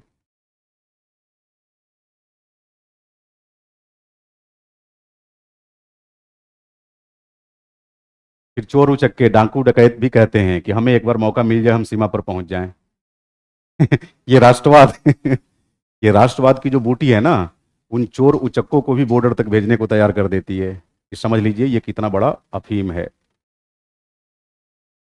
ये मैं नहीं कह रहा हूं, मार्क्सवादी ऐसा मानते हैं। तो आप ये मत समझिएगा कि ये मेरी कोई खुद की विचारधारा है। समझ रहे हैं मेरी बात? हाँ। और वे ऐसा क्यों कर रहे हैं? इसलिए कर रहे हैं ताकि सर्वहारा को जगाया जा सके। सर्वहारा को कहते हैं कि देखो जी, religions are just like opium. धर्म जो है अफीम के समान है। जब तक तुम धर्म के आगोश में बंधे रहोगे, तय मानो तुम्हारे अंदर क्रांति की ज्वाला धधकेगी ही नहीं। और जब तक क्रांति की ज्वाला नहीं धधकेगी, तब तक बुर्जुआ के शोषण से तुम मुक्त नहीं हो पाओगे। अब सर्वहारा पूछेगा ये क्रांति की ज्वाला धधकेगी कैसे? तो मार्क्सवाद के अंदर सुझाव दिया जाएगा। सबसे पहले धर्म से वैसे दूरी बनाओ जैसे किसी आवश्यक सामाजिक बुराई से हम दूरी बनाते हैं। और एग्जाम्पल दिया गया ओपियम का, अफीम का। कोई अफीम का सेवन करे तो हम उसे तमाम तरह के, हाँ, नामों से संबोधित करते हैं, ये अफिमची है, ये हीरोइनची है, बोलते हैं ना इसे, नशेड़ी है। तो समाज में भाई डिसअप्रूविंग वर्ड्स हैं ये। उसी तरह मार्क्स कहता है कि अगर आप धार्मिक हैं, यू आर जस्ट लाइक अफिमची, हीरोइनची। समझ रहे हैं मेरी बात? और वो ऐसा क्यों कहता है? ऐसा इसलिए कहता है कि धर्म बुर्जुआ को बेवकूफ बनाता है। कैसे? सॉरी, सर्वहारा को कैसे बेवकूफ बनाता है? दिन भर रिक्शा चला रहे हैं, सुबह से शाम तक, तो भी 2 वक्त की रोटी का ठीक से जुगाड़ नहीं हो पा रहा है। अब जब धर्म की शरण में जाएंगे तो आपकी कुंडली देखी जाएगी। अच्छा, बड़ा संघर्ष है, लेकिन ध्यान रखना, अगले जन्म में तुम राजयोग लेकर पैदा होगे। ये जो अभी कर रहे हो, ये पिछले जन्म की प्रायश्चित है। तो जितनी ईमानदारी से प्रायश्चित करोगे, अगले जन्म का राजयोग उतना ही तेजी से धधकेगा। अब बेचारा वो क्या करेगा? ठीक है जी, हमारी जो खराब स्थिति है, इसमें हमारा कोई दोष नहीं है कि पूर्व जन्म में हमने पाप किया, उसी की प्रायश्चित कर रहा हूं। क्यों? क्योंकि धर्म फिर आपके अंदर की तार्किकता को मार देता है। फिर हुआ कि भाई ठीक है, ये तो मान लिया कि I am more than happy by being a mere rickshaw puller, no problem, rickshaw puller होकर मैं आवश्यकता से अधिक खुश हूं। पता चल गया ना? अगली बार अमिताभ बच्चन बन के पैदा होंगे राजयोग, मोदी जी, नीतीश चाचा, जो भी कह लीजिए। हाँ बड़े राजनेता बन के, बड़े नौकरशाह बनकर पैदा होंगे। बस पिछले जन्म में तो गड़बड़ हो गया, लेकिन इस बार मैं अगला जन्म संवार के मानूंगा। अब बताओ, अगला जन्म संवारे कि क्रांति की अलग जगहें? धर्म आपको क्रांति की अलग से दूर कर देगा। इसलिए मार्क्स कहता है कि हे सर्वहारा, धर्म की चोचलेबाजी से दूर रहो, ये तुम्हें तुम्हारे मार्ग से विमुख कर देगा, और फिर तुम आजीवन शोषण के शिकार होते रहोगे। समझ रहे मेरी बात? और ये तभी मुमकिन है जब एक ऐसी शासन प्रणाली स्थापित हो जो सर्वहारा की तानाशाही को कायम करे। और इसी सर्वहारा की तानाशाही को मार्क्सवादी लोकतंत्र कहा गया। उम्मीद करता हूं अब मार्क्सवादी लोकतंत्र की एक ठीक ठाक समझ आपको हो गई होगी। ठीक है? हाँ, अभी मैं आदर्श साम्यवादी अवस्था वगैरह ये सब डिस्कस करने का मेरा मोटिव नहीं था, तो डिस्कस करूंगा भी नहीं। बस इतना जान लीजिए कि आदर्श साम्यवादी अवस्था में ना कोई परिवार होगा, ना कोई राज्य होगा, ना कोई समाज होगा, ना राज्य की कोई संस्था होगी, ना कोई किसी का बेटा बेटी पति पत्नी, कुछ नहीं होगा। सबके सब होंगे। समझ रहे मेरी बात? अब जब आप सोचेंगे, कहेंगे यार ये तो, इससे तो समाज में बेविचार फैलेगा वगैरह वगैरह, कुछ बेविचार नहीं, समाज है ही नहीं। आप बताओ, ये कैसी अवस्था है? ये एक ऐसी अवस्था है जो केवल आपके दिमागों में पैदा हो सकती है, व्यवहार में। इसलिए कहा गया कि मार्क्स सबकी हंसी उड़ाता था ये कहते हुए कि सब स्वप्नदर्शी हैं। हकीकत यह है कि इससे बड़ा स्वप्नदर्शी कोई नहीं है। चलो, अब हम लोग बात करते हैं उदार लोकतंत्र की। ठीक, अभी तक हमने किसकी बात की? मार्क्सवादी लोकतंत्र।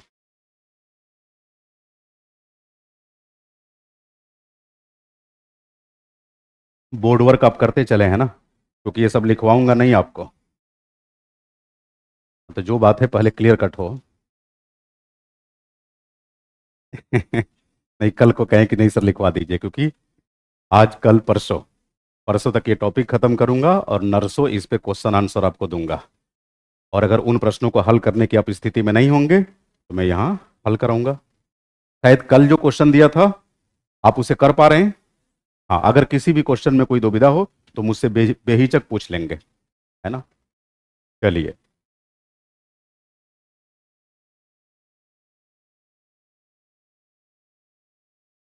उदार लोकतंत्र।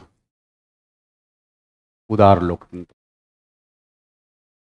अगेन देखिए, अभी तक तो इसके ऊपर मार्क्सवादी आरोप लगा रहे थे ना, हमने मार्क्सवादियों की सुनी। अब हम पूंजीवादियों की सुनेंगे, उदारवादियों की सुनेंगे। और जब इनकी सुनेंगे तो हमें लगेगा कि नहीं यार, मिला जुला कर यही ठीक है। हाँ, लेकिन एक बात तो तय है आप आपसे कम से कम ये गलती नहीं कहेंगे ना, करेंगे ना, ये तो मानेंगे कि चीन में भी लोकतंत्र है, स्वरूप उसका अलग है। उदार लोकतंत्र। देखो जी, उदार लोकतंत्र, उदार पूंजीवादी व्यवस्था की पहचान है। उदार पूंजीवादी व्यवस्था की पहचान है। कैसी पहचान? इसके अंतर्गत, इसके अंतर्गत भी जन सहभागिता आधारित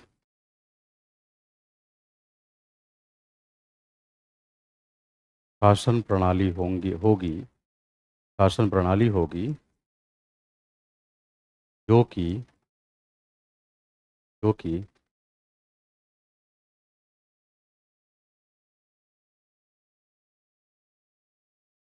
उदार लोकतांत्रिक मूल्यों अथवा अथवा संविधानवाद की अवधारणा पर संचालित होगी। संविधानवाद की अवधारणा पर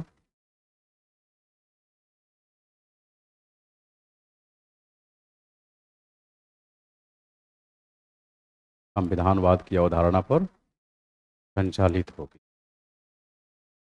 अब सवाल ये उठता है कि संविधानवाद की अवधारणा क्या है। पहले इसको लिख लीजिए, फिर आगे बढ़ें। तो क्या ऑनलाइन स्टूडेंट्स,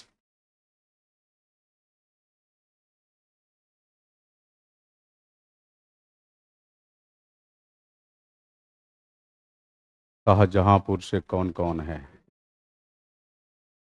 ये बड़ा मुश्किल सवाल है। चलो,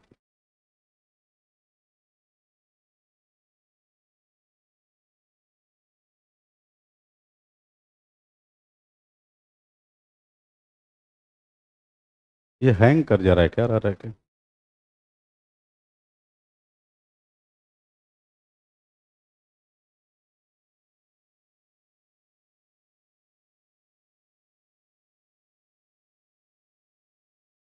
ये एक मक्खी है, आज बार बार बोर्ड पे आ जा रही है।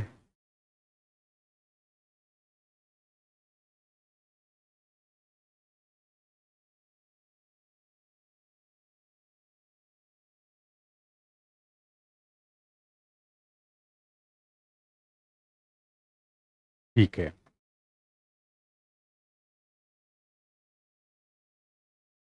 देखिए,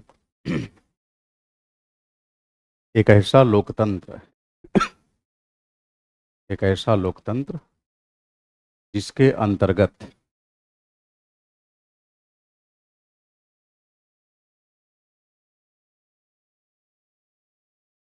स्वतंत्रता, न्याय, समानता, विधि का शासन,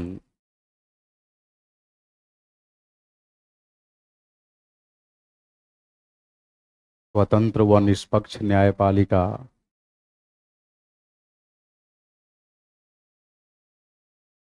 स्वतंत्र व निष्पक्ष न्यायपालिका,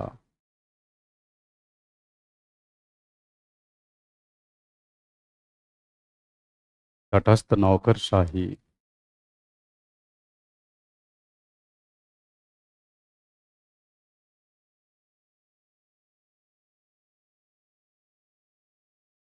पारदर्शी व निष्पक्ष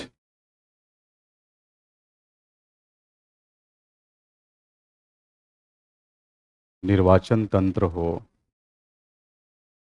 तो समझ जाना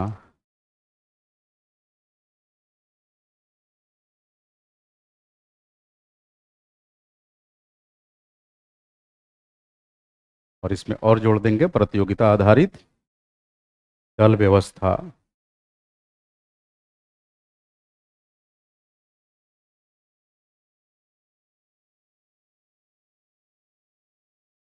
प्रतियोगिता आधारित दल प्रणाली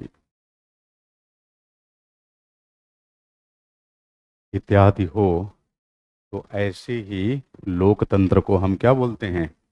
उदार लोकतंत्र। इसी को क्या बोलेंगे? उदार लोकतंत्र।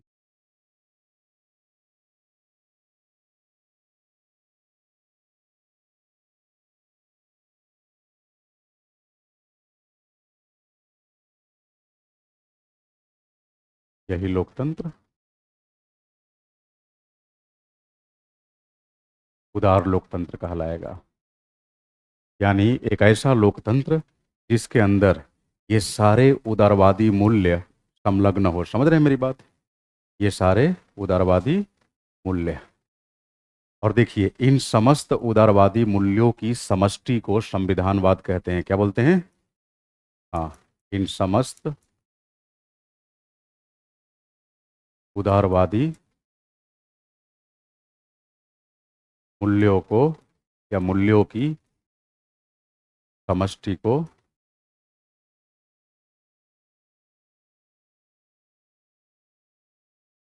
इन समस्त उदारवादी मूल्यों की समष्टि को क्या बोलेंगे? संविधानवाद। संविधानवाद।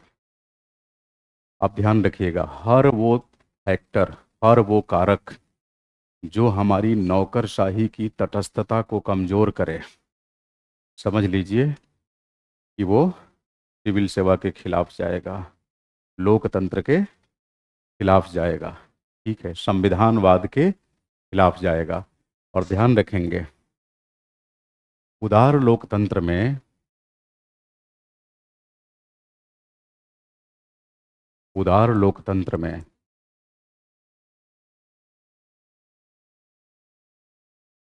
हर वो कारक, हर वो कारक जो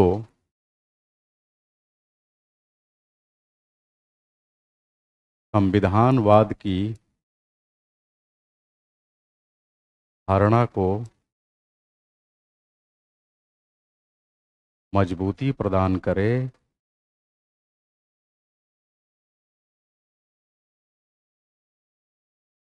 लोकतंत्र की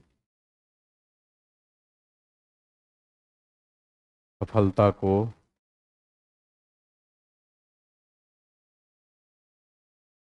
सुनिश्चित करने में अहम भूमिका निभाता है।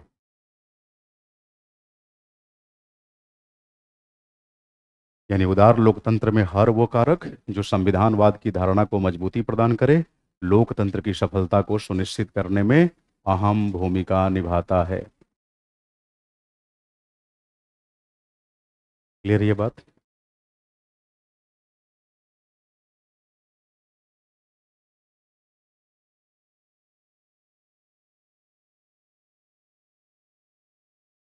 अब देखिए, अगर भारतीय संवैधानिक योजना की बात करें तो बड़ी आसानी से आप यह महसूस कर पाएंगे कि हमारी संवैधानिक योजना संविधानवाद को वरीयता देती है। बताइए, हमारे संविधान में स्वतंत्रता की बात है कि नहीं? विचार, अभिव्यक्ति, विश्वास, धर्म तथा उपासना की स्वतंत्रता, न्याय, सामाजिक, आर्थिक, राजनैतिक, फंडामेंटल राइट में चलें तो लैंगिक, हर तरह के न्याय की बात की गई है। समानता, विधि के समक्ष समानता, विधियों की समान सुरक्षा अथवा संरक्षण, ये बात की गई है ना फंडामेंटल राइट्स के अंदर। हाँ, प्रियम्बल में किस तरह की समानता की बात की गई है? हम्म?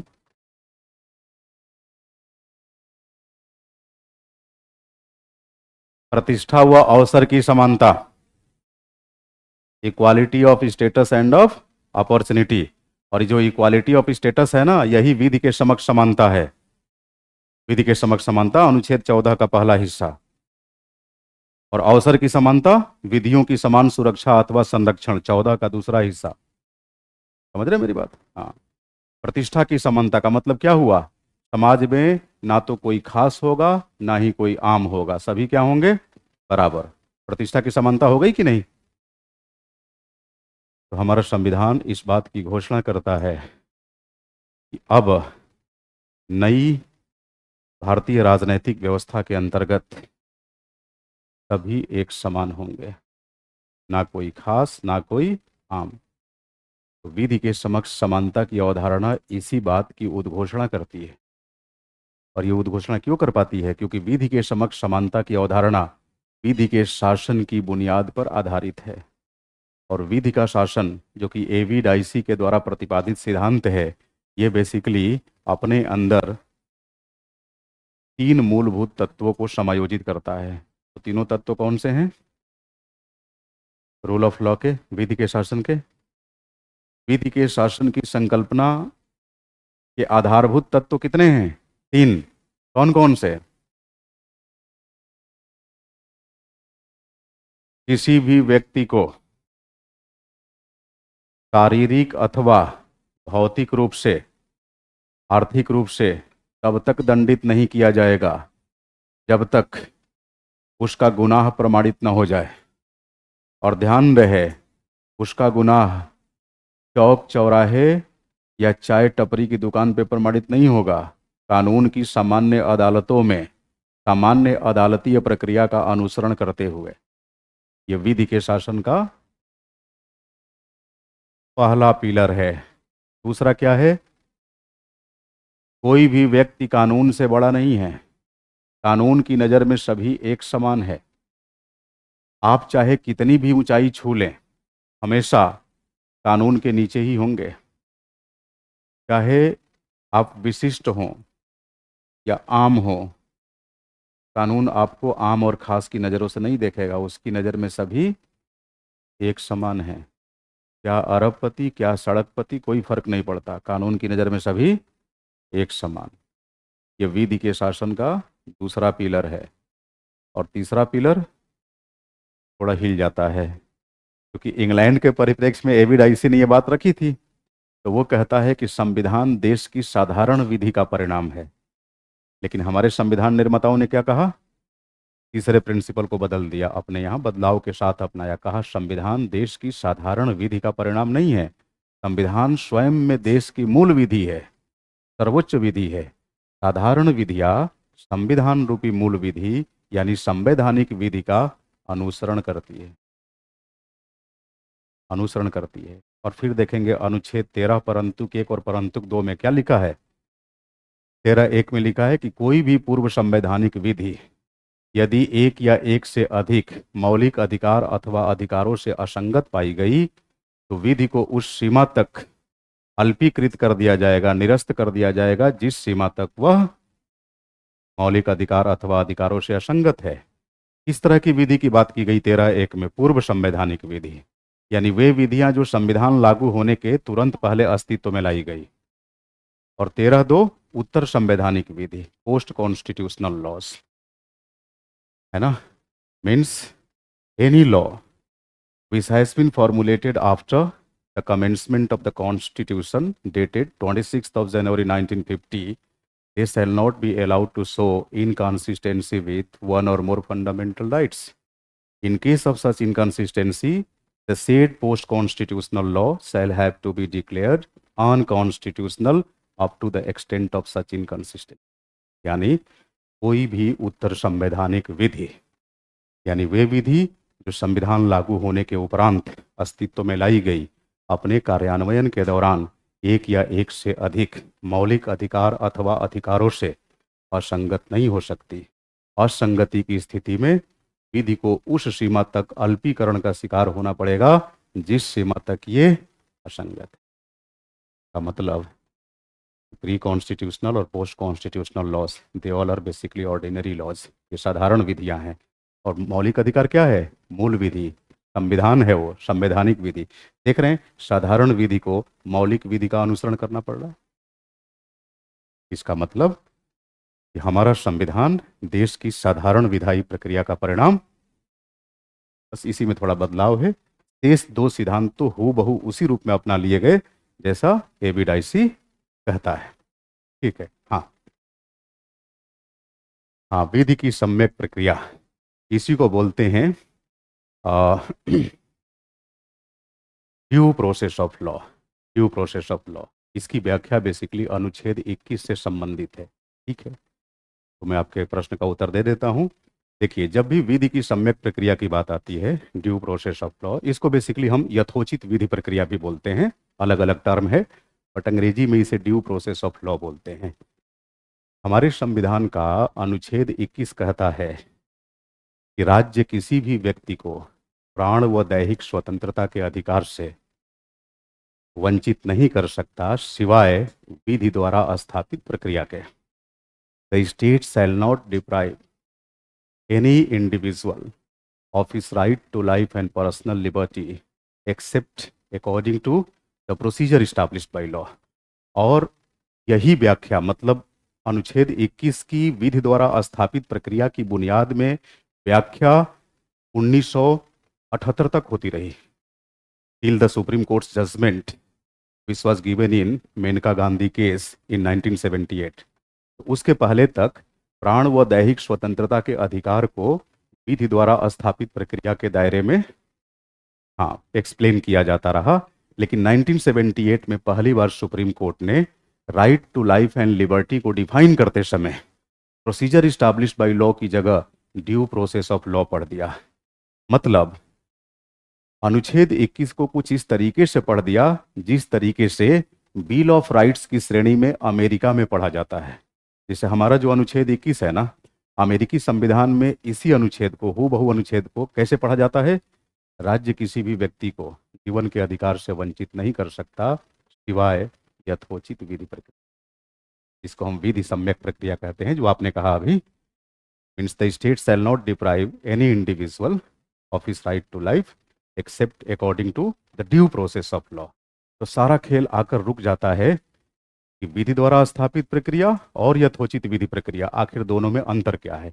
एकदम सामान्य भाषा में मैं आपसे बात करूं, सामान्य भाषा में, तो आप कह सकते हैं कि विधि द्वारा स्थापित प्रक्रिया अथॉरिटी के खिलाफ या अथॉरिटी से या फिर राज्य से आपको आपको मतलब आपके जीवन व स्वतंत्रता के अधिकार को उतनी सुरक्षा नहीं दिला सकती जितनी सम्यक विधि प्रक्रिया दिला सकती है, यानी ड्यू प्रोसेस ऑफ लॉ।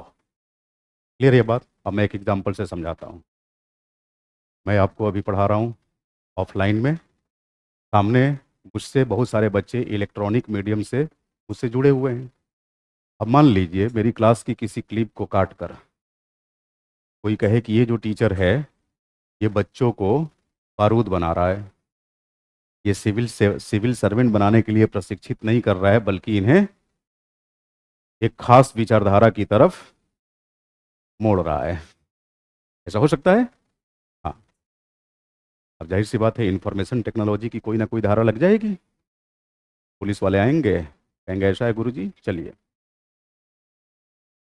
लेकर चले गए। जाहिर सी बात है, मैं अपना पक्ष या तो खुद से या अपनी पसंद के किसी लिटिगेटिंग ऑफिसर से न्यायालय के सामने रखूंगा। तो जब जीरा होगी कोर्ट में, तो भाई न्यायमूर्ति महोदय से मैं कहूंगा, ये जो स्टेट है, पुलिस वाले कौन है?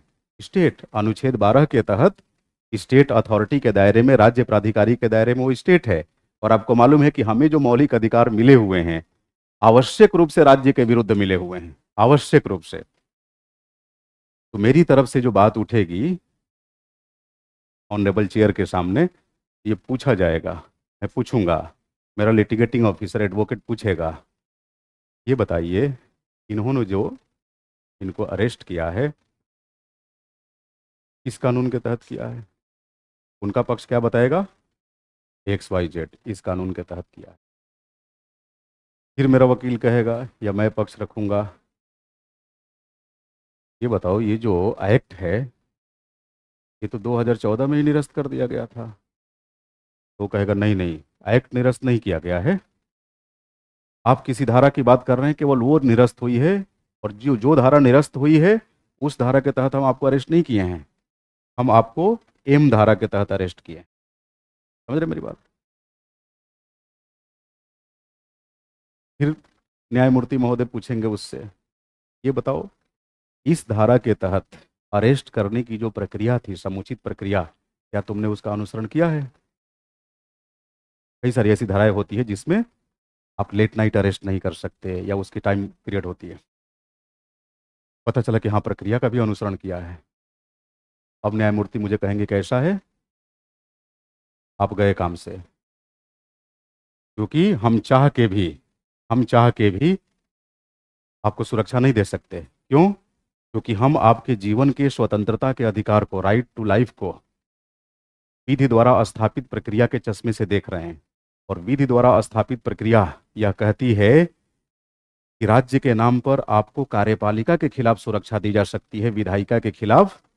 और हो सकता है जिस कानून के तहत मुझे गिरफ्तार किया गया है वो कानून ही अपने आप में सिरफिरा किस्म का हो, विम्सिकल हो, डेरोगेटरी हो। विधायिका ऐसा लेजिस्लेशन करती है। हो सकता है छद्म विधायन हो, कलरेबल लेजिस्लेशन हो, लेकिन न्यायपालिका कहेगी हम अपराधी हूं, मेरा हाथ विधायिका तक नहीं पहुंच रहा है। समझ रहे मेरी बात? लेकिन यही विधि द्वारा स्थापित प्रक्रिया के स्थान पर यथोचित विधि प्रक्रिया का सहारा लेकर मेरे जीवन के अधिकार को परिभाषित किया जाए, तब न्यायपालिका कहेगी बिल्कुल टेंशन मत लीजिए, कार्यपालिका के खिलाफ तो अभी सुरक्षा नहीं दे पा रहे हैं, लेकिन पूरी सुरक्षा आपको मिलेगी। हमें लगता है यह जो कानून है, यह जो विधायन है, ये छद्म है। ये वास्तव में कौन है? ये वास्तव में कालनेमी है, दिख रहा है बस सन्यासी के वेश में। यानी देखने में लग रहा है कि ये कानून ठीक है, लेकिन कानून का जो पीथ एंड सब्सटेंस है, जो सार तत्व है, वो गड़बड़ है। तो फिर न्यायपालिका कहेगी कि इस विधि के सृजन में विधि निर्माताओं का जो इंटेंशन था वो मालाफाइड था। जाइए, बाइज्जत आपको बरी करते हैं। पुलिस वाले कहेंगे कैसा है, केवल प्रक्रिया पे फोकस मत करो, ये भी देख लो कि ये कानून कैसा है, इसलिए ज़्यादा पटर पटर मत करो। अगर इस तरह के मामले आए तो थोड़ा पेशेंस रखो, और भी काम है। तो दो बात उनको भी सुनाई जाएगी और मैं तो बाइज्जत बरी हो ही जाऊंगा। लेकिन अगर यथोचित विधि प्रक्रिया नहीं होती तो फिर न्यायपालिका मुझे सुरक्षा नहीं दे पाती। नहीं जी, नैसर्गिक न्याय का सिद्धांत अलग है। हाँ, आया होगा ना, और राज व्यवस्था से आया है, गवर्नेंस का क्वेश्चन थोड़ी है वो। तो मैं आपकी जिज्ञासा शांत करने के लिए एक्सप्लेन कर दिया है ना। हाँ, आपकी जिज्ञासा शांत करने के लिए मैं बोल दिया। नहीं तो ये मेरी बाध्यकारिता नहीं है कि आपके संविधान के सवालों का जवाब दूं, राज व्यवस्था के सवालों का जवाब दूं। जितना पूछना है जी भर के पूछिए, शासन के सवालों को मैं आपके साथ हूँ, क्लास में भी, क्लास से 10 मिनट पहले भी, 10 मिनट बाद भी। चलो, तो आप देखिए, अगर मान लीजिए लोकतंत्र के इन मूल्यों पर अगर कोई खतरा गहराया तो आप कहेंगे ना कि लोकतंत्र पे खतरा है। और ध्यान रखिएगा, उदार लोकतंत्र में, उदार लोकतांत्रिक व्यवस्था में संविधानवाद को कायम रखना, लोकतांत्रिक मूल्यों को कायम रखना सिविल सेवकों का प्रथमेव दायित्व है। आप कहते हैं ना कि सरकार की योजनाओं का कुशल क्रियान्वयन नौकरशाही का दायित्व है। ये आधा सत्य है। पूर्ण सत्य क्या है? संविधानवाद की भावना को बनाए रखना ये नौकरशाही का पूर्ण कर्तव्य है। और जब संविधानवाद को बनाए रखेंगे, यानी संविधान के उदारवादी लोकतांत्रिक मूल्यों को अगर आप हिफाजत देंगे, सुरक्षा देंगे, तो तय मानिए शासन संचालन वैसे ही कुशलतापूर्वक होता रहेगा। सरकार की नीतियों का क्रियान्वयन ये संविधानवाद रूपी एक बड़े समुच्चय का छोटा सेट है, सबसेट है। आपको मालूम है कि हमें समाज में न्याय स्थापित करना है, आपको मालूम है कि हमें समाज में समानता स्थापित करनी है, लोगों की स्वतंत्रता को बनाए रखनी है। तो बताइए, सरकार अगर जन कल्याण में कोई नीति बनाती है तो क्या उस नीति का आप ठीक ढंग से क्रियान्वयन नहीं करेंगे? करेंगे ना। ये कहना कि नौकरशाही का मूल कार्य नीतियों का कुशल क्रियान्वयन है, ये छिछला जवाब हुआ। सॉलिड जवाब क्या है? हाँ, संविधान के मूल्यों की रक्षा करना। और भारतीय संविधान उदार लोकतांत्रिक मूल्यों की वकालत करता है ना। तो जैसे मान लीजिए आप सपोज पुलिस सर्विस में हैं, आपने किसी व्यक्ति को अरेस्ट किया, सस्पेक्ट को अरेस्ट किया, अरेस्ट करने के बाद थाने में लाकर आपने उसकी पिटाई कर दी। इसका मतलब ये साबित होता है कि आप लोकतांत्रिक मूल्यों के प्रति संवेदनशील, आप सीधे सीधे रूल ऑफ लॉ का वायलेशन कर रहे हैं। आप किसी नेता नगरी के साथ गठबंधन कर लिए, बुरा वाला गठबंधन, लूट खसोट वाला गठबंधन। बताइए, इससे क्या संविधान के मूल्यों को आप बढ़ावा दे रहे हैं? नहीं, ये संविधानवाद को आप चोट पहुंचा रहे हैं। आप बीएसए हैं, बेसिक शिक्षा अधिकारी हैं, आपका दायित्व तो बनता है शिक्षा के क्षेत्र में रचनात्मक योगदान करें, जो भी आपका कार्य क्षेत्र है। और पता चला कि आप अपने कर्तव्यों का ठीक तरीके से निर्वहन नहीं कर रहे हैं। बताइए, संविधान के मूल्यों के अगेंस्ट जा रहे हैं कि नहीं? तो जब सिविल सेवाओं की भूमिका पर हम लोग बात करेंगे तो वहां इन चीजों का रेफरेंस आएगा। एक और चीज, हमारे देश में या किसी भी देश में इन जो मूल्यों की मैं जिक्र किया हूं आपके सामने, संविधानवाद से जुड़े हुए मूल्यों का जिक्र, आप ही बताइए इनके सामने क्या कुछ चुनौतियां हो सकती है? अगर हम ठेठ रूढ़िवादी सोच के व्यक्ति हों, व्यापक परंपरावादी सोच के व्यक्ति हो, तो बताइए समानता, स्वतंत्रता व न्याय जैसी संकल्पना के साथ मैं अच्छा कर पाऊंगा? नहीं। तो अगर किसी देश में बड़े सामाजिक स्तर पे रूढ़िवादिता कायम हो, परंपरावादी माहौल व्याप्त हो, बताइए यह व्यवस्था संविधानवाद के लिए खतरनाक होगी कि नहीं होगी? गरीबी, बेरोजगारी, भूखमरी, अशिक्षा, ये सब लोकतंत्र की सफलता के मार्ग में बाधा हैं। और जरा सोचिए, सिविल सेवाओं में कार्यरत सिविल सेवकों की भूमिकाओं के निर्वहन में भी ये बाधक बनेंगे कि नहीं बनेंगे? बनेंगे बाधक। अगर मान लीजिए किसी क्षेत्र विशेष की जनता, वहाँ के युवा यूथ बहुत पढ़े लिखे हैं, समझदार हैं, तो कोई भी पुलिसमैन, कोई भी पुलिस ऑफिसर या प्रशासनिक ऑफिसर, एडमिनिस्ट्रेटिव ऑफिसर अगर थोड़ा डायनेमिक है, तो तय मानिए वहाँ के लोगों की मदद से, उनकी एक तरह से कर सकते हैं वॉलंटियरशिप की मदद से, क्षेत्र की तमाम चुनौतियों पर काबू पा लेगा। लेकिन पता चला कि वहाँ की जनता उतनी कुशल या कौशल युक्त नहीं है, क्या करेगा भाई? समस्या आएगी, शासन संचालन में समस्या आएगी। अगर मान लीजिए नौकरशाही और राजनीति दोनों का आपस में कॉकटेल बन गया, गठबंधन बन गया, बताइए ये भी हमारे लोकतंत्र के लिए खतरनाक है कि नहीं? और ध्यान रखिएगा, कोई भी उदार लोकतंत्र प्राथमिक तौर पर अपनी अभिव्यक्ति राजनैतिक लोकतंत्र के रूप में करता है। यानी भारत के लोकतंत्र को अगर अपनी बंद आंखों से देखना होगा तो आप क्या इमेजिन करेंगे? आपके इमेजिनेशन में आएगी भारत की संसद, बिहार विधानमंडल, निर्वाचन आयोग, इलेक्शन बूथ, यही सब याद आएगा ना? हाँ। तो उदार लोकतंत्र की आप कह लीजिए खूबी या फिर इसकी कमी, उदार लोकतंत्र व्यापक स्तर पे अपने आप को राजनैतिक लोकतंत्र के रूप में ही अभिव्यक्त करता है। वो तो धन्यवाद बोलिए डॉक्टर बी आर अम्बेडकर साहब की, उन्होंने फंडामेंटल राइट्स के जस्ट बगल में जीद पर अड़ के डीपीएसपी जुड़वा दिया। इसलिए कि बिना सामाजिक आर्थिक लोकतंत्र के ये राजनीतिक लोकतंत्र क्या ही कर लेगा? 5 साल में एक बार चुनाव में वोट डालने जाएंगे, थोड़ी मोड़ी राजनीतिक परिचर्चा कर लेंगे, फिर अगले 5 साल लोकतंत्र में आपकी क्या ही भागीदारी है? ना के बराबर, ना के बराबर।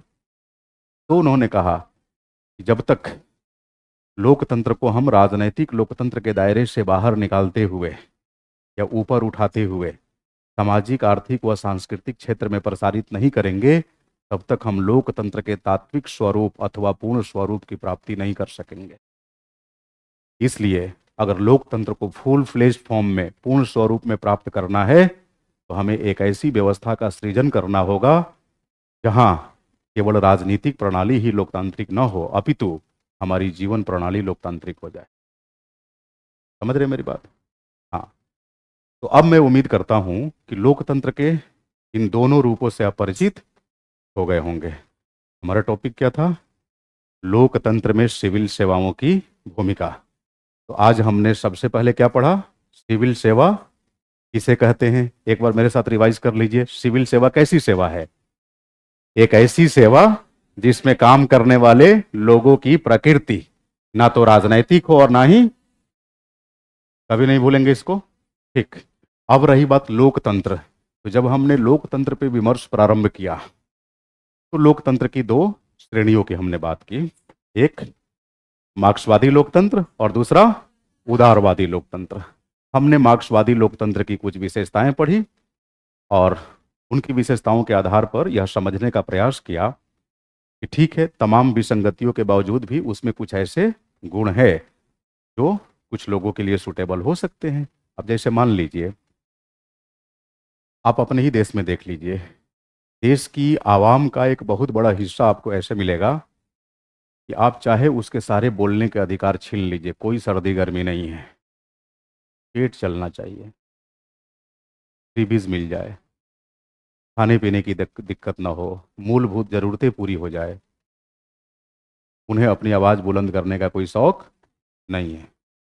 अब बताइए, अगर उनके हितों पर व्यवहारिक रूप से विचार करते हुए कोई मार्क्सवादी लोकतंत्र को अपनाता है तो क्या ही गलत करता है भाई। सर्वहारा में कितने आपके पास आप देखे होंगे, ज्यादातर जो वोटर्स हैं, खास करके जो थोड़े अल्प शिक्षित हैं या अशिक्षित हैं, उन वोटर्स की क्या ही आवाज होती है? कुछ नहीं। और आवाज का मतलब ये हुआ ना कि अगर आप अपनी बात रखें तो आपकी बात प्रभावित कर सके। अभी डिपेंड करता है देश के लोगों के वोटिंग बिहेवियर पर। आप खुद ही देख लीजिए, हमारे यहाँ लोगों का जो मतदाता व्यवहार है, आपको नहीं लगता कि ज्यादातर केसेस में मतदाता व्यवहार का सृजन संकीर्णताओं की बुनियाद पर होता है? तो ऐसे मतदाताओं की आवाज सुनने का क्या ही मतलब है? कुछ नहीं, छीन लो इनके राजनीतिक अधिकार। ये सुनिश्चित कर दो कि सामाजिक व आर्थिक परिक्षेत्र में आप किसी भी तरह के शोषण का शिकार नहीं होंगे, ये राज्य सुनिश्चित करता है। लेकिन युवा पे नियंत्रण रखो, जुबान पे नियंत्रण रखो, बोलने का शौक है, हमारी प्रशंसा करो, मतलब सरकार की। राज्य ऐसे ही कहता है ना, ऐसे ही पेश आता है। सॉरी, सरकार की प्रशंसा करिए, सरकार की नीतियों की खिलाफत मत करिए। हाँ, एक बात और, मार्क्सवादी लोकतंत्र में आप देखेंगे आंतरिक लोकतंत्र आपको दिखेगा। जैसे मान लीजिए पार्टी के स्तर पे अंदर खाने में जब किसी विषय पर विमर्श होगा तो पक्ष और विपक्ष दोनों में आवाज उठाई जाएगी। लेकिन एक बार जब वह निर्णय निर्माण की प्रक्रिया पूर्ण हो जाएगी, निर्णय हो जाएगा, उसके बाद कोई खिलाफत नहीं, कोई खिलाफत नहीं, है ना। आप कह सकते हैं कि वहां पर पार्टी सिस्टम जो है, क्योंकि एक तो एक विचारधारा वाला पार्टी सिस्टम है, ये अपने आप में ही पार्टी सिस्टम को जटिल बना देता है। अब इसके आधार पर देखा जाए तो आपको नहीं लगता कि उदार लोकतंत्र के अंदर भी दलीय प्रणाली जटिलता का शिकार होती जा रही है? एंटी डिफेक्शन, है ना, एंटी डिफेक्शन होगा रही है। फिर आपका देख लीजिए अ, तमाम तरह के राजनैतिक रूप से आपके ऊपर निर्बंधन आरोपित कर दिए जाते हैं कि आपको पार्टी लाइन क्रॉस नहीं करनी है, वगैरह वगैरह, ये सब। तो इससे जो लेजिस्लेचर्स हैं उनकी नैसर्गिकता तो बाधित हो ही रही है, freedom of speech and expression बाधित हो रहा है। आप राजनैतिक प्रतिनिधित्व करता होने के बावजूद अगर अभिव्यक्ति की आज़ादी का ठीक से इस्तेमाल नहीं कर रहे हैं तो आप में और चीन की राजनैतिक व्यवस्था में व्याप्त आंतरिक लोकतंत्र में फर्क ही क्या रह गया? समझ रहे हैं मेरी बात? तो ध्यान रखिएगा, हमारे यहाँ भी दलीय व्यवस्था का निरंतर क्या हो रहा है? हाँ, दलीय व्यवस्था में निरंतर जटिलता बढ़ती जा रही है। और ये जो दलीय व्यवस्था है, ये कहीं ना कहीं संसद व विधानमंडल के पतन के पीछे जिम्मेदार कारक बन रही है। पतन मतलब अवमूल्यन। तो हमारी दलीय व्यवस्था में बढ़ती निरंतर जटिलता हमारी संसदीय व्यवस्था के अवमूल्यन का कारक बन रही है, फैक्टर बन रही है। समझ रहे हैं मेरी बात? हम्म। खैर, फिर भी उदार लोकतंत्र के अंदर हमने देखा कि बहुत सारे ऐसे मूल्य हैं जो नागरिक स्वतंत्रता की डिग्री को बढ़ावा देते हैं। जैसे राजनीतिक स्वतंत्रता, मताधिकार सभी को होगा, पक्ष व विपक्ष दोनों में बोलने की आज़ादी होगी, समता, न्याय, निष्पक्षता, इस तरह की चीज़ों पर बल दिया जाएगा। लेकिन सैद्धांतिक रूप से इन्हें अपना लेने मात्र से समस्या हल नहीं होती। व्यवहार में इन्हें प्राप्त भी करना पड़ेगा, और व्यवहार में इन्हें तभी प्राप्त कर पाएंगे जब तमाम तरह की विसंगतियों को दूर करेंगे। तमाम तरह की विसंगतियाँ, जैसे गरीबी, बेरोजगारी, अशिक्षा, ये सब दूर करेंगे।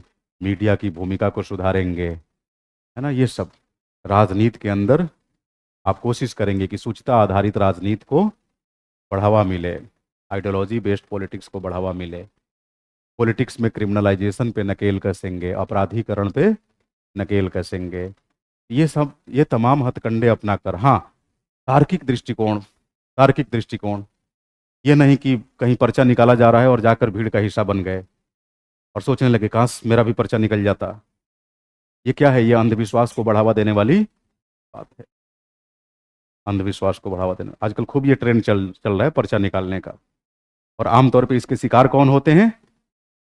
बेहद सामान्य लोग, भोले भाले लोग। आपको बताऊं, हमारा संविधान कहता है कि किसी भी तरह की रूढ़िवादिता या अंधविश्वास को बढ़ावा ना दे, और जहां ऐसा हो रहा है उसको रोकने की कोशिश करे। रोक पाए या ना अलग बात है, लेकिन कोशिश करे।